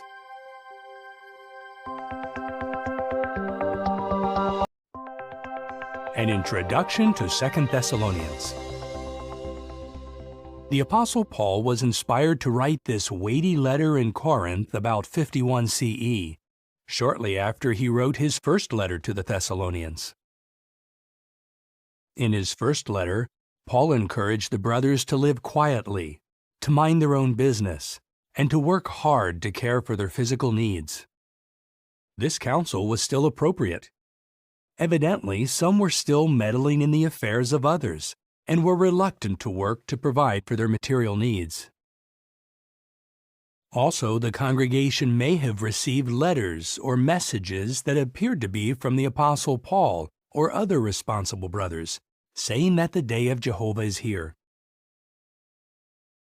The second letter to the Thessalonians has 3 chapters.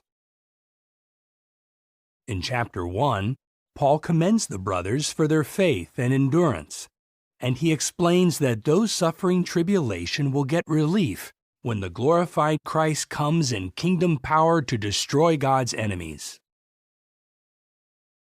In chapter 2, Paul's letter explains that certain things must happen before Jehovah's day arrives. Those things include the development of a great apostasy and the revealing of the man of lawlessness, a composite group of apostate religious leaders. This symbolic man would exalt himself over the congregations. Did you know? Because a letter falsely attributed to Paul may have been circulating, he wrote, "Here is my greeting, Paul's, in my own hand, which is a sign in every letter. This is the way I write."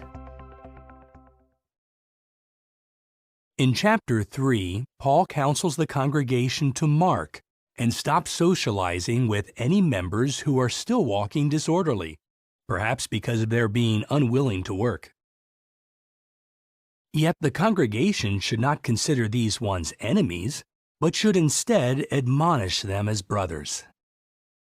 The goal is to move them to repentance. As you read 2 Thessalonians, note how Satan can use proud, wicked men to corrupt the pure teachings of Christ. How we are wise to stop socializing with disorderly ones while admonishing them as brothers. And how we need to endure tribulation as we patiently await kingdom rule.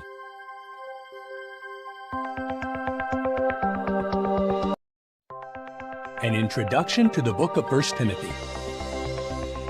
The Apostle Paul's first letter to Timothy was written from Macedonia about 61 to 64 CE. Paul indicates that Timothy was in Ephesus at the time. Paul wrote 1 Timothy to set out organizational procedures in the congregation and to warn against false teachings and the love of money. 1 Timothy has 6 chapters. In chapter 1, Paul encourages Timothy to remain in Ephesus so that he may correct those who have deviated from Christ's teachings. Paul also expresses gratitude for Christ's great mercy. Even though Paul had persecuted the Christian congregation, Jesus considered him faithful by assigning him to a ministry. In chapter 2, Paul mentions the need to pray for others, including government officials, so that God's people can lead a calm life and pursue their ministry in peace. He explains that it is God's will that all sorts of people should be saved and come to an accurate knowledge of truth. In chapter 3, Paul outlines the spiritual qualifications for those reaching out to serve as overseers or ministerial servants. Did you know? The Greek verb translated reaching out means stretching to grasp something. The apostle thus shows that brothers who want to serve others in the congregation should exert themselves. Paul writes in chapter 4 that a time will come when some will fall away from the faith and try to mislead others. These apostates will speak lies and even forbid marriage. He encourages Timothy to be a fine example in speaking, in conduct, and in love. Timothy should continue applying himself to public reading and to teaching. In chapter 5, Paul counsels Timothy to treat older men as fathers, younger men as brothers, older women as mothers, and younger women as sisters. He explains to Timothy that, if necessary, the congregations are to provide material aid to elderly widows who are truly in need and have a reputation for fine works. In chapter 6, the apostle states that those who teach things contrary to Christ's teachings are puffed up with pride. Paul also mentions that those who are determined to be rich fall into temptation and a snare and many harmful desires. Their love of money will lead to their spiritual ruin and cause them many pains. Instead of being greedy, Christ's followers should be generous and ready to share, putting their trust in God so that they may get a firm hold on the real life. As you read 1 Timothy, note how Jehovah wants all sorts of people to be saved and come to an accurate knowledge of truth, how Christians can avoid the love of money, and how we can get a firm hold on the real life, which only God's kingdom can give us.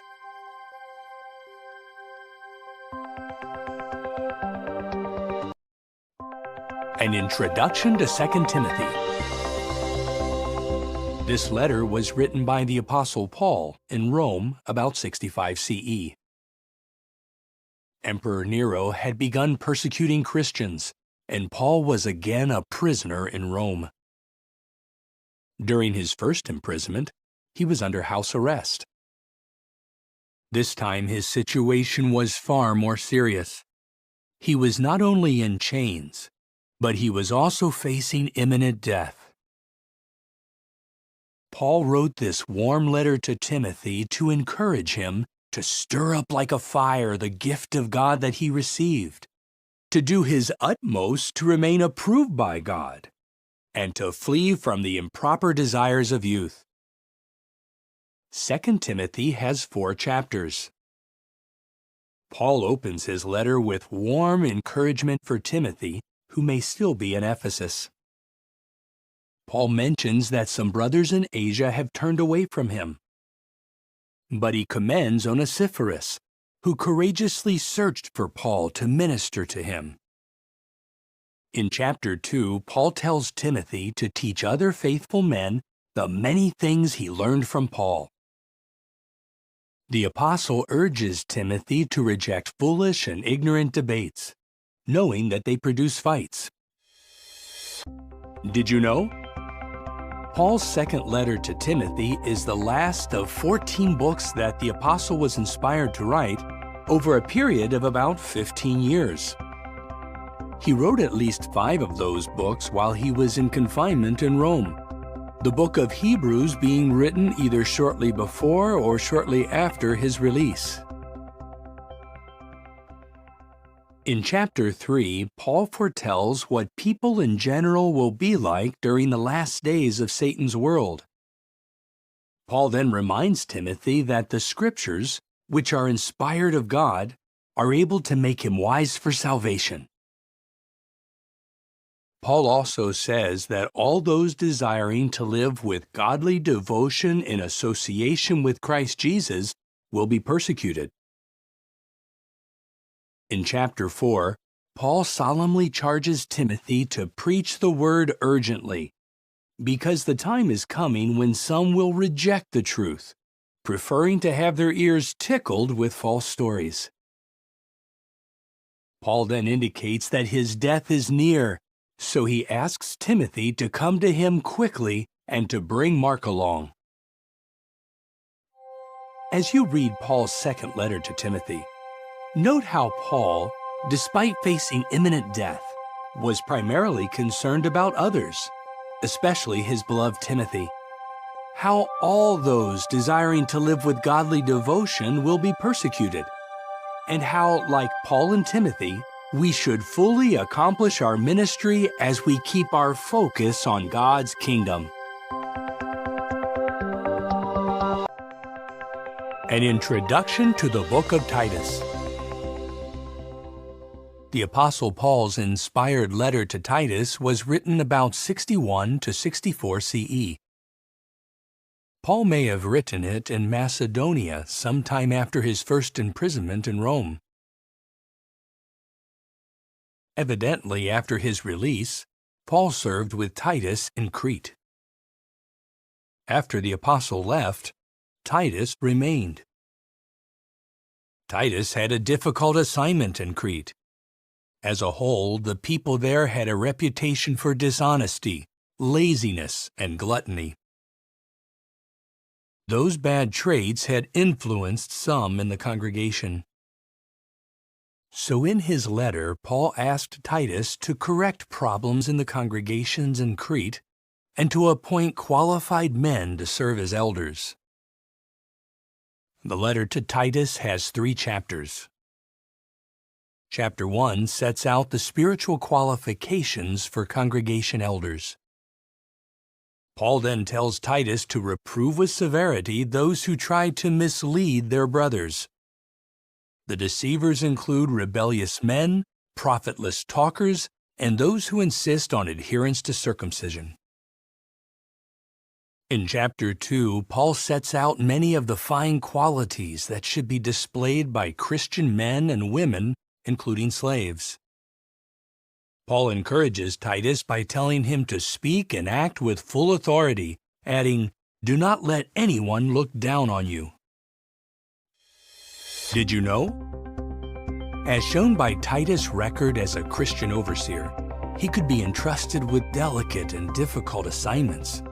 He was courageous, firm, loving, and evidently a good organizer.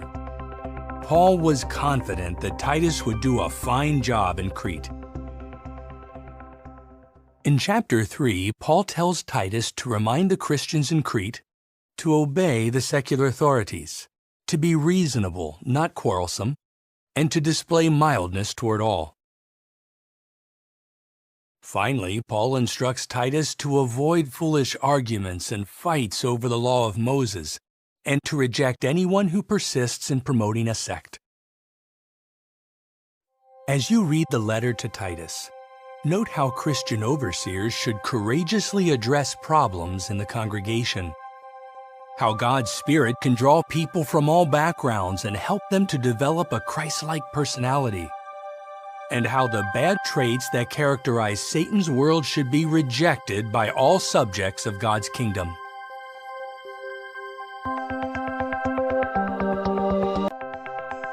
An introduction to the book of Philemon. Paul wrote this letter primarily to his friend and spiritual brother Philemon, who lived in the city of Colossae in Asia Minor. Written in Rome about 60 or 61 CE, the letter concerns Philemon's runaway slave Onesimus. Onesimus somehow became associated with Paul in Rome and soon became a Christian. The letter to Philemon has just 25 verses. Paul opens with greetings to Philemon and to the congregation that meets in his house, including Apphia and Archippus. Paul tells Philemon that Onesimus, once considered a useless slave, is now a valuable spiritual brother. So much so that Paul would like Onesimus to stay for some time in Rome. But Paul does not overstep his authority by insisting that Onesimus stay without his master's permission. So Paul sends Onesimus back to Philemon, who lives more than 1,400 kilometers away. On the basis of Christian love and personal friendship, Paul appeals to Philemon to receive Onesimus not as a runaway slave, but as a beloved brother. Paul even writes the entire letter in his own hand, which is unusual for him. Did you know? The letter to Philemon was Paul's only inspired letter addressed primarily to a private person about a private matter. The letter could be considered a reintroduction for Onesimus, a slave who is now also a brother. Paul expresses confidence that Philemon will do even more than what is asked. As you read the letter to Philemon, note how we can express confidence in our brothers. How Paul showed genuine humility by not overstepping his authority, and how he highlighted kindness and forgiveness, qualities that must be displayed by all who want to inherit God's kingdom.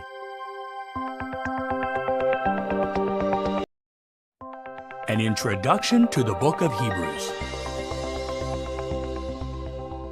Paul wrote this letter in about 61 CE, shortly before or after his release from house arrest in Rome. The information in the letter indicates that it was intended for Hebrew Christians living in Judea. Many had been Christians for years, yet spiritually speaking, some of these had gone back to needing milk, not solid food. This put their faith at risk, because it was under attack by the Jewish religious leaders and their supporters. The opposers may have argued that Christians had no visible realities to aid them in their worship. The Jews, however, had a magnificent temple, a priesthood, animal sacrifices, the law of Moses, and a history dating back to Abraham. Paul wrote to the Hebrew Christians to strengthen their faith in the far superior heavenly realities centered on Christ. Those realities place Christian worship high above that of fleshly Israel. Paul's letter may have also been helpful to Hebrew Christians who were still holding on to the Mosaic Law. The letter to the Hebrews has 13 chapters. Chapters 1 through 3 set the theme for Hebrews by describing Jesus' elevated position. He is superior both to the angels and to Moses. In chapters 4 through 10, we see Jesus as heavenly high priest, far above the sinful Jewish high priests serving at the temple. Unlike them, Jesus is perfect and without sin. The Jewish high priests had to offer sacrifices daily for the sins of the people, and they offered animal sacrifices, which had limited value. Christ entered into heaven itself to present to God the value of his perfect human life as a ransom once and for all time. Jesus' ransom also provides the basis for a new and better covenant compared with the one mediated by Moses. Did you know? At Hebrews chapter 9 verse 9 we read, "This tent is an illustration." Paul was here referring to the earthly tent or tabernacle that Moses set up. Worship centered on that tent and its animal sacrifices could not provide complete forgiveness of sins. The far greater tent not made with hands, which is the arrangement for worshiping Jehovah on the basis of Christ's ransom sacrifice, provides all we need to have a personal and everlasting relationship with God. In chapter 10, we read that Christ's followers should meet together regularly to encourage one another, and all the more so as the end draws near. Chapter 11 focuses on faith, giving many examples of pre-Christian men and women who by faith were made powerful in word and deed. In chapter 12, we read that these courageous men and women make up a great cloud of witnesses. The apostle then points to the greatest witness of all, Jesus Christ, who is the chief agent and perfecter of our faith. Christ-like faith must, of course, be reflected in holy conduct. So Paul's final exhortations in chapter 13 include the words, "Let your brotherly love continue. Let marriage be honorable among all, and be obedient to those who are taking the lead among you." As you read the book of Hebrews, note how Paul beautifully shows the superior nature of Christian worship, how we can continue to perfect our faith as we await the end of Satan's world, and how Jesus, our heavenly high priest and the King of God's kingdom, is used by God to eliminate sin and death forever.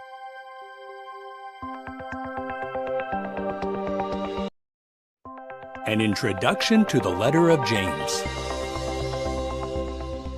There is strong evidence that the James who wrote this inspired letter was Jesus' half-brother.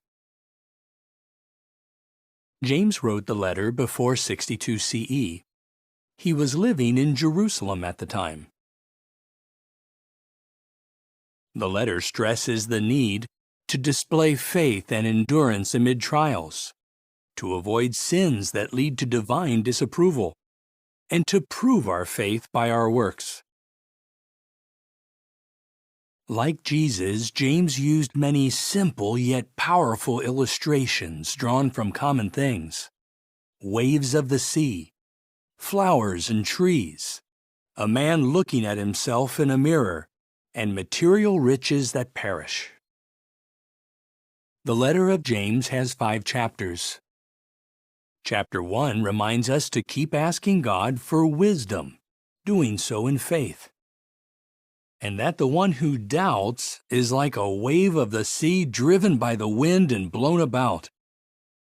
Chapter 2 contains strong counsel for those favoring the wealthy over the poor, thus creating class distinctions and violating the royal law of neighborly love. Did you know? James often alludes to the Sermon on the Mount. For example, he says that we can have joy when persecuted. We must do the will of God, not simply hear it.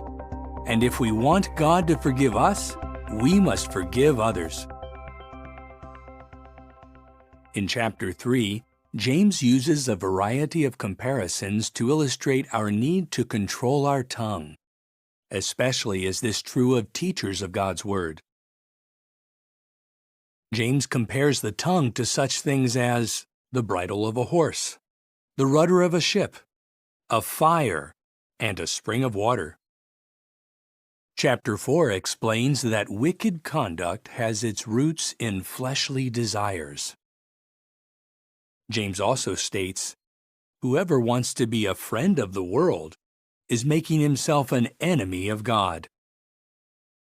On the other hand, when we oppose the devil and draw close to God, he will draw close to us. Chapter 5 tells us that the rich and powerful who oppress others will have to answer to Jehovah. James also highlights the importance of patience. Just as a farmer patiently waits for rain, we must patiently wait for God to fulfill His promises in connection with Christ. In the meantime, anyone who becomes spiritually sick should seek help from the congregation elders. The elders' loving use of God's Word and their prayers of faith can help a sick one to become well. As you read the letter of James, note how we should never blame Jehovah for our trials, how we should take great care to control our tongue, and how we should be patient as we await God's kingdom.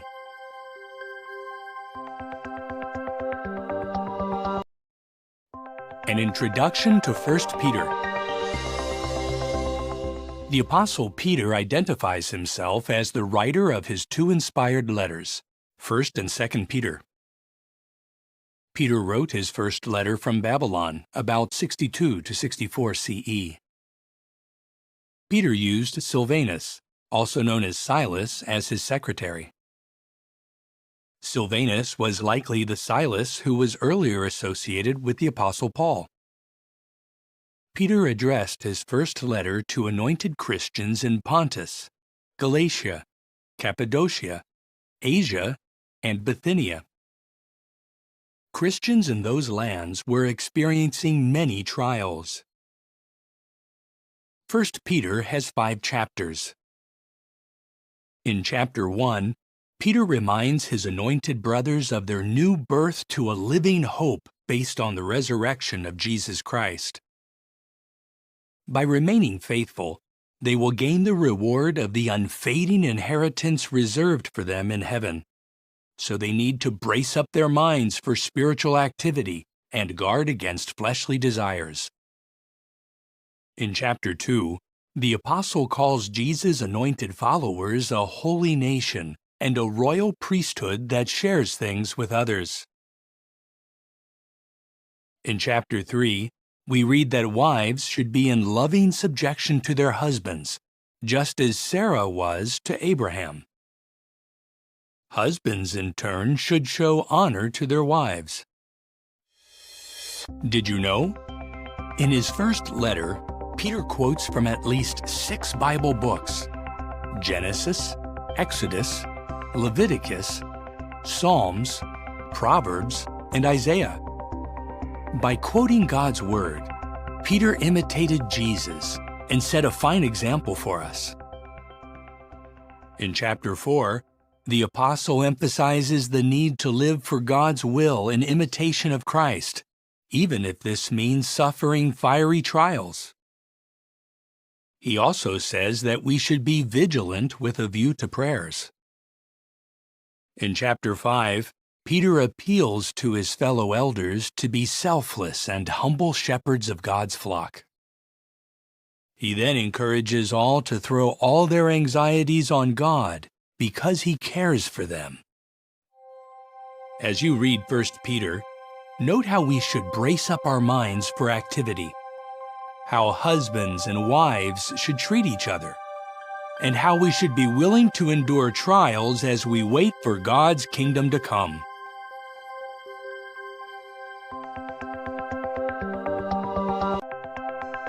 An introduction to 2 Peter. The Apostle Peter identifies himself as the writer of his 2 inspired letters, 1st and 2nd Peter. Peter wrote his second letter about 64 CE, shortly after he wrote his first letter. At the time, he may still have been in Babylon or its vicinity. Peter's second letter encourages anointed Christians to make their heavenly calling sure, to guard against false teachers, and to pay attention to the prophetic word. 2 Peter contains 3 chapters. Chapter 1 discusses Christ's transfiguration, which gave Peter, James, and John a preview of Christ's glory and kingdom power. The transfiguration made the prophetic word more sure, so Christ's followers should pay attention to it as to a lamp shining in a dark place. In chapter 2, Peter warns us that false teachers would arise and bring in destructive sects. Those deceivers, who began to appear in the first century, would face divine judgment as did the inhabitants of Sodom and Gomorrah. Did you know? When Peter wrote his second letter, he knew that his death was near.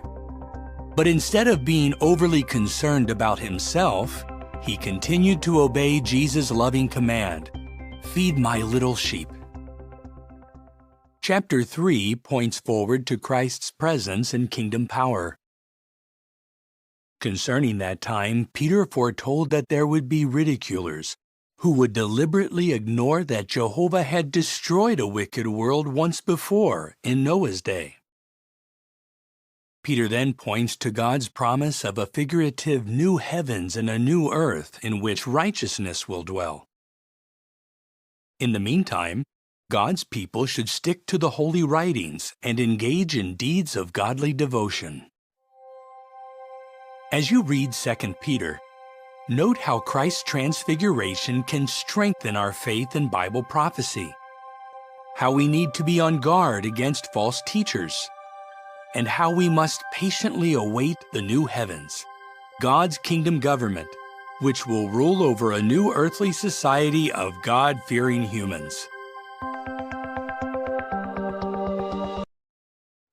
An introduction to 1 John. 1 John is the longest of the Apostle John's 3 inspired letters. John was likely in or near Ephesus when he wrote his letters in about 98 CE. He also wrote his gospel account at about the same time. John did not address his first letter to any individual, but wrote it as a general letter to all Christians. His purpose was to strengthen the faith of fellow Christians in the truths that God had revealed to the Christian congregation. The letter addresses 3 main themes: the Antichrist, sin, and love. 1 John contains 5 chapters. In chapter 1, John tells us that God is light and that Christians must walk in the light. To walk in the light, we need to recognize that we are sinners and need forgiveness based on Christ's propitiatory sacrifice. Chapter 2 warns us about antichrists. Among other things, they claim that Jesus was not the Christ and that the Son of God had not come in the flesh. Did you know? More than 3 decades earlier, it was foretold that false teachers would bring in destructive sects and try to draw away the disciples after themselves. John's writings showed that this apostasy was well underway. In chapter 3, John contrasts the children of God with the children of the devil. The children of God love one another. The children of the devil, like Cain, hate their brother. The theme of love continues in chapter 4. Here, John reminds us that we cannot rightly profess to love God if we do not love our fellow Christians. In the final chapter we read, "This is what the love of God means, that we observe His commandments." Also, John assures us that God hears all our prayerful requests when these harmonize with His will. As you read 1 John, note how we must reject apostates, how we can guard against the practice of sin, and how we should cultivate love for our fellow subjects of God's kingdom.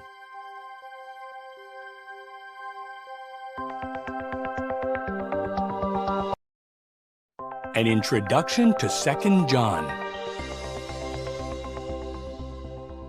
John wrote his second letter along with his other 2 letters about 98 CE.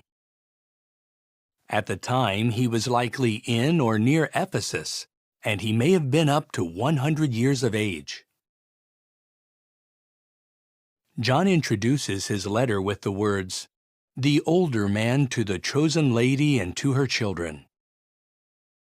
Some think that the chosen lady may have been a Christian congregation or a spiritual sister named Kyria, which is Greek for lady. Many points in John's second letter summarize thoughts from his first letter. For example, John again mentions the need for Christ's followers to love one another. He also states, "This is what love means, that we go on walking according to God's commandments." The apostle then warns that many deceivers have gone out into the world. These antichrists claim that the Christ did not come in the flesh. Did you know? At 2 John 10 and 11, John adds to the instruction in his first letter concerning anyone who pushes ahead of Christ's teaching. John states, Do not receive him into your homes or say a greeting to him. John's second letter glows with his love for his anointed brothers. He wants them to obtain a full reward, which includes the privilege of ruling with Christ in his kingdom. As you read 2 John, note how the elderly apostle expressed love for his brothers, how he desired that they go on walking according to God's commandments, and how those who stand firm against apostasy will have the privilege of inheriting God's kingdom.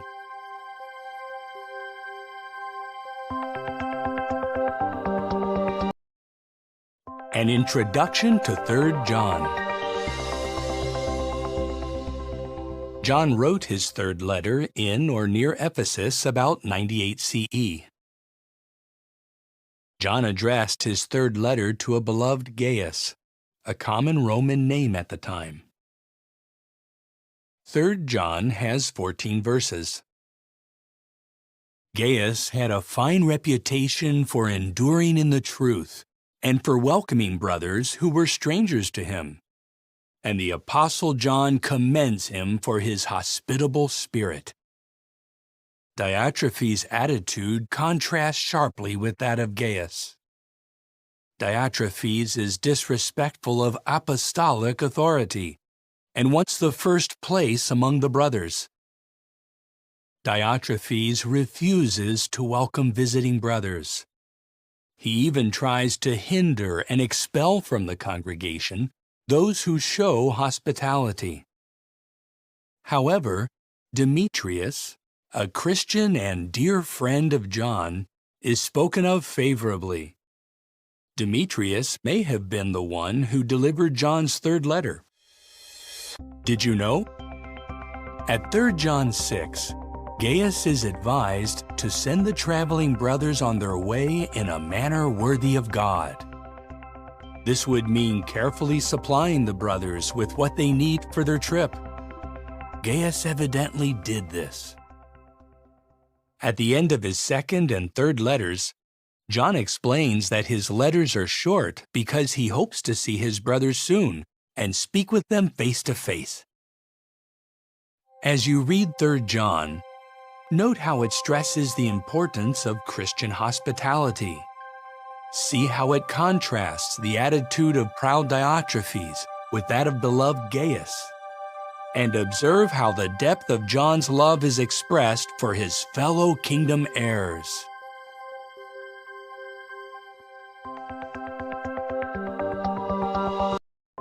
An introduction to the book of Jude. The Jude or Judas who wrote this inspired letter was evidently the same Judas named as a half-brother of Jesus Christ. Jude wrote his letter about 65 CE, likely from his Jewish homeland. At the time, a threatening situation had developed. Immoral, animalistic men had begun to slip into the congregation. So Jude stressed the need for Christians to put up a hard fight for the faith. The letter of Jude has 25 verses. In verse 5, Jude reminds us that Jehovah, after delivering his people from Egypt, destroyed the Israelites who showed a gross lack of faith. Likewise, verse 7 says that Sodom and Gomorrah and the cities around them are a warning example by undergoing the judicial punishment of everlasting fire.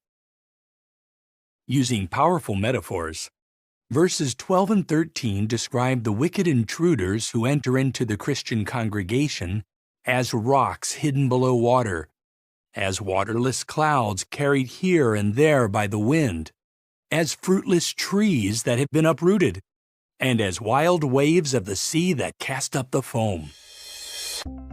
Did you know? Jude's letter has information not found elsewhere in the Bible. Jude alone mentions the Archangel Michael's dispute with the devil over Moses' body. And only Jude mentions Enoch's prophecy that God, using myriads of angels, would execute judgment against the wicked. Jude concludes his letter by urging his brothers to keep themselves in God's love, to continue showing mercy to some who have doubts, and to save them by snatching them out of the fire. As you read Jude's letter, note his many references to examples of God's judgments. Meditate on his vivid illustrations, and observe how concerned he was about the purity and spirituality of those who hope to inherit God's kingdom.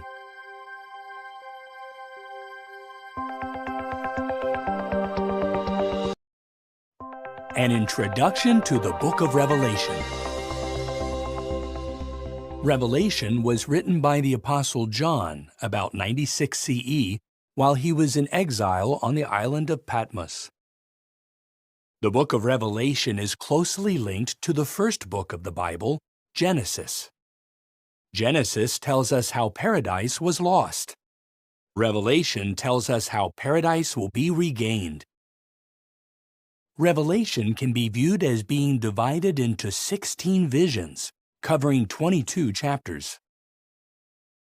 In chapters 1 to 3, John is told to write messages to 7 congregations, which are in Ephesus, Smyrna, Pergamum, Thyatira, Sardis, Philadelphia, and Laodicea. In chapters 4 and 5, John sees a vision of Jehovah on his throne. God hands a scroll sealed with 7 seals to the Lamb, who is the glorified Christ. In chapter 6, Jesus breaks open 6 of the seals. As he breaks open the first 4 seals, 4 symbolic horsemen ride forth. The rides of the last 3 result in war, famine, and death. In chapter 7, John observes 4 angels holding back the winds of destruction until all spiritual Israelites are sealed. The apostle also sees an innumerable, multinational crowd that has come out of the Great Tribulation. Did you know? At Genesis 3:15, God foretold that the offspring of a symbolic woman would crush the head of the serpent that induced Adam and Eve to rebel against God. Revelation exposes that original serpent as Satan the devil, who used a snake to incite the rebellion in Eden. The symbolic woman's offspring proved to be primarily the Messianic King Jesus Christ. Others were foretold to rule with him in heaven. Revelation says that these co-rulers would number 144,000. In chapters 8 and 9, the Lamb opens the 7th seal. John sees 7 angels with 7 trumpets. The trumpet blasts announce expressions of God's judgment on mankind. In chapters 10 and 11, a strong angel gives John a little scroll, which he is commanded to eat. John is then told to measure the temple sanctuary, after which he observes the experiences of God's 2 witnesses. Then the 7th angel blows his trumpet, and loud voices announce, "The kingdom of the world has become the kingdom of our Lord and of his Christ." In chapter 12, John observes the birth of a son, who is quickly taken away to God and to his throne, and the hurling of Satan and his angels to the earth. Then, in chapter 13, John sees fearsome beasts that dominate mankind. Chapter 14 shows the Lamb standing on Mount Zion with the 144,000. In chapters 15 and 16, 7 angels pour out God's anger on the earth by means of 7 golden bowls. Here we learn that God's great war against the nations will be fought at a symbolic place called Armageddon. Chapters 17 and 18 describe a drunken prostitute called Babylon the Great, who is riding a scarlet-colored wild beast. However, the beast, with its 10 horns, turns on the prostitute and devastates her. In chapter 19, John sees Jesus and his heavenly armies annihilate the wicked. The final 3 visions contained in chapters 20 to 22 describe the abyssing of Satan, the 1,000-year reign of Christ, the earthly resurrection, and the everlasting destruction of both human and spirit rebels. John also sees the glorious New Jerusalem and a river of water of life flowing out from the throne of God and of the Lamb. The banks of the river are lined with trees of life. As you read the book of Revelation, note how the complete fulfillment of God's promise at Genesis 3:15 is described in prophetic visions. See how God, by means of Christ, will remove all wickedness. And see how Jehovah's will is going to be done forever on earth as it is in heaven, thanks to God's kingdom.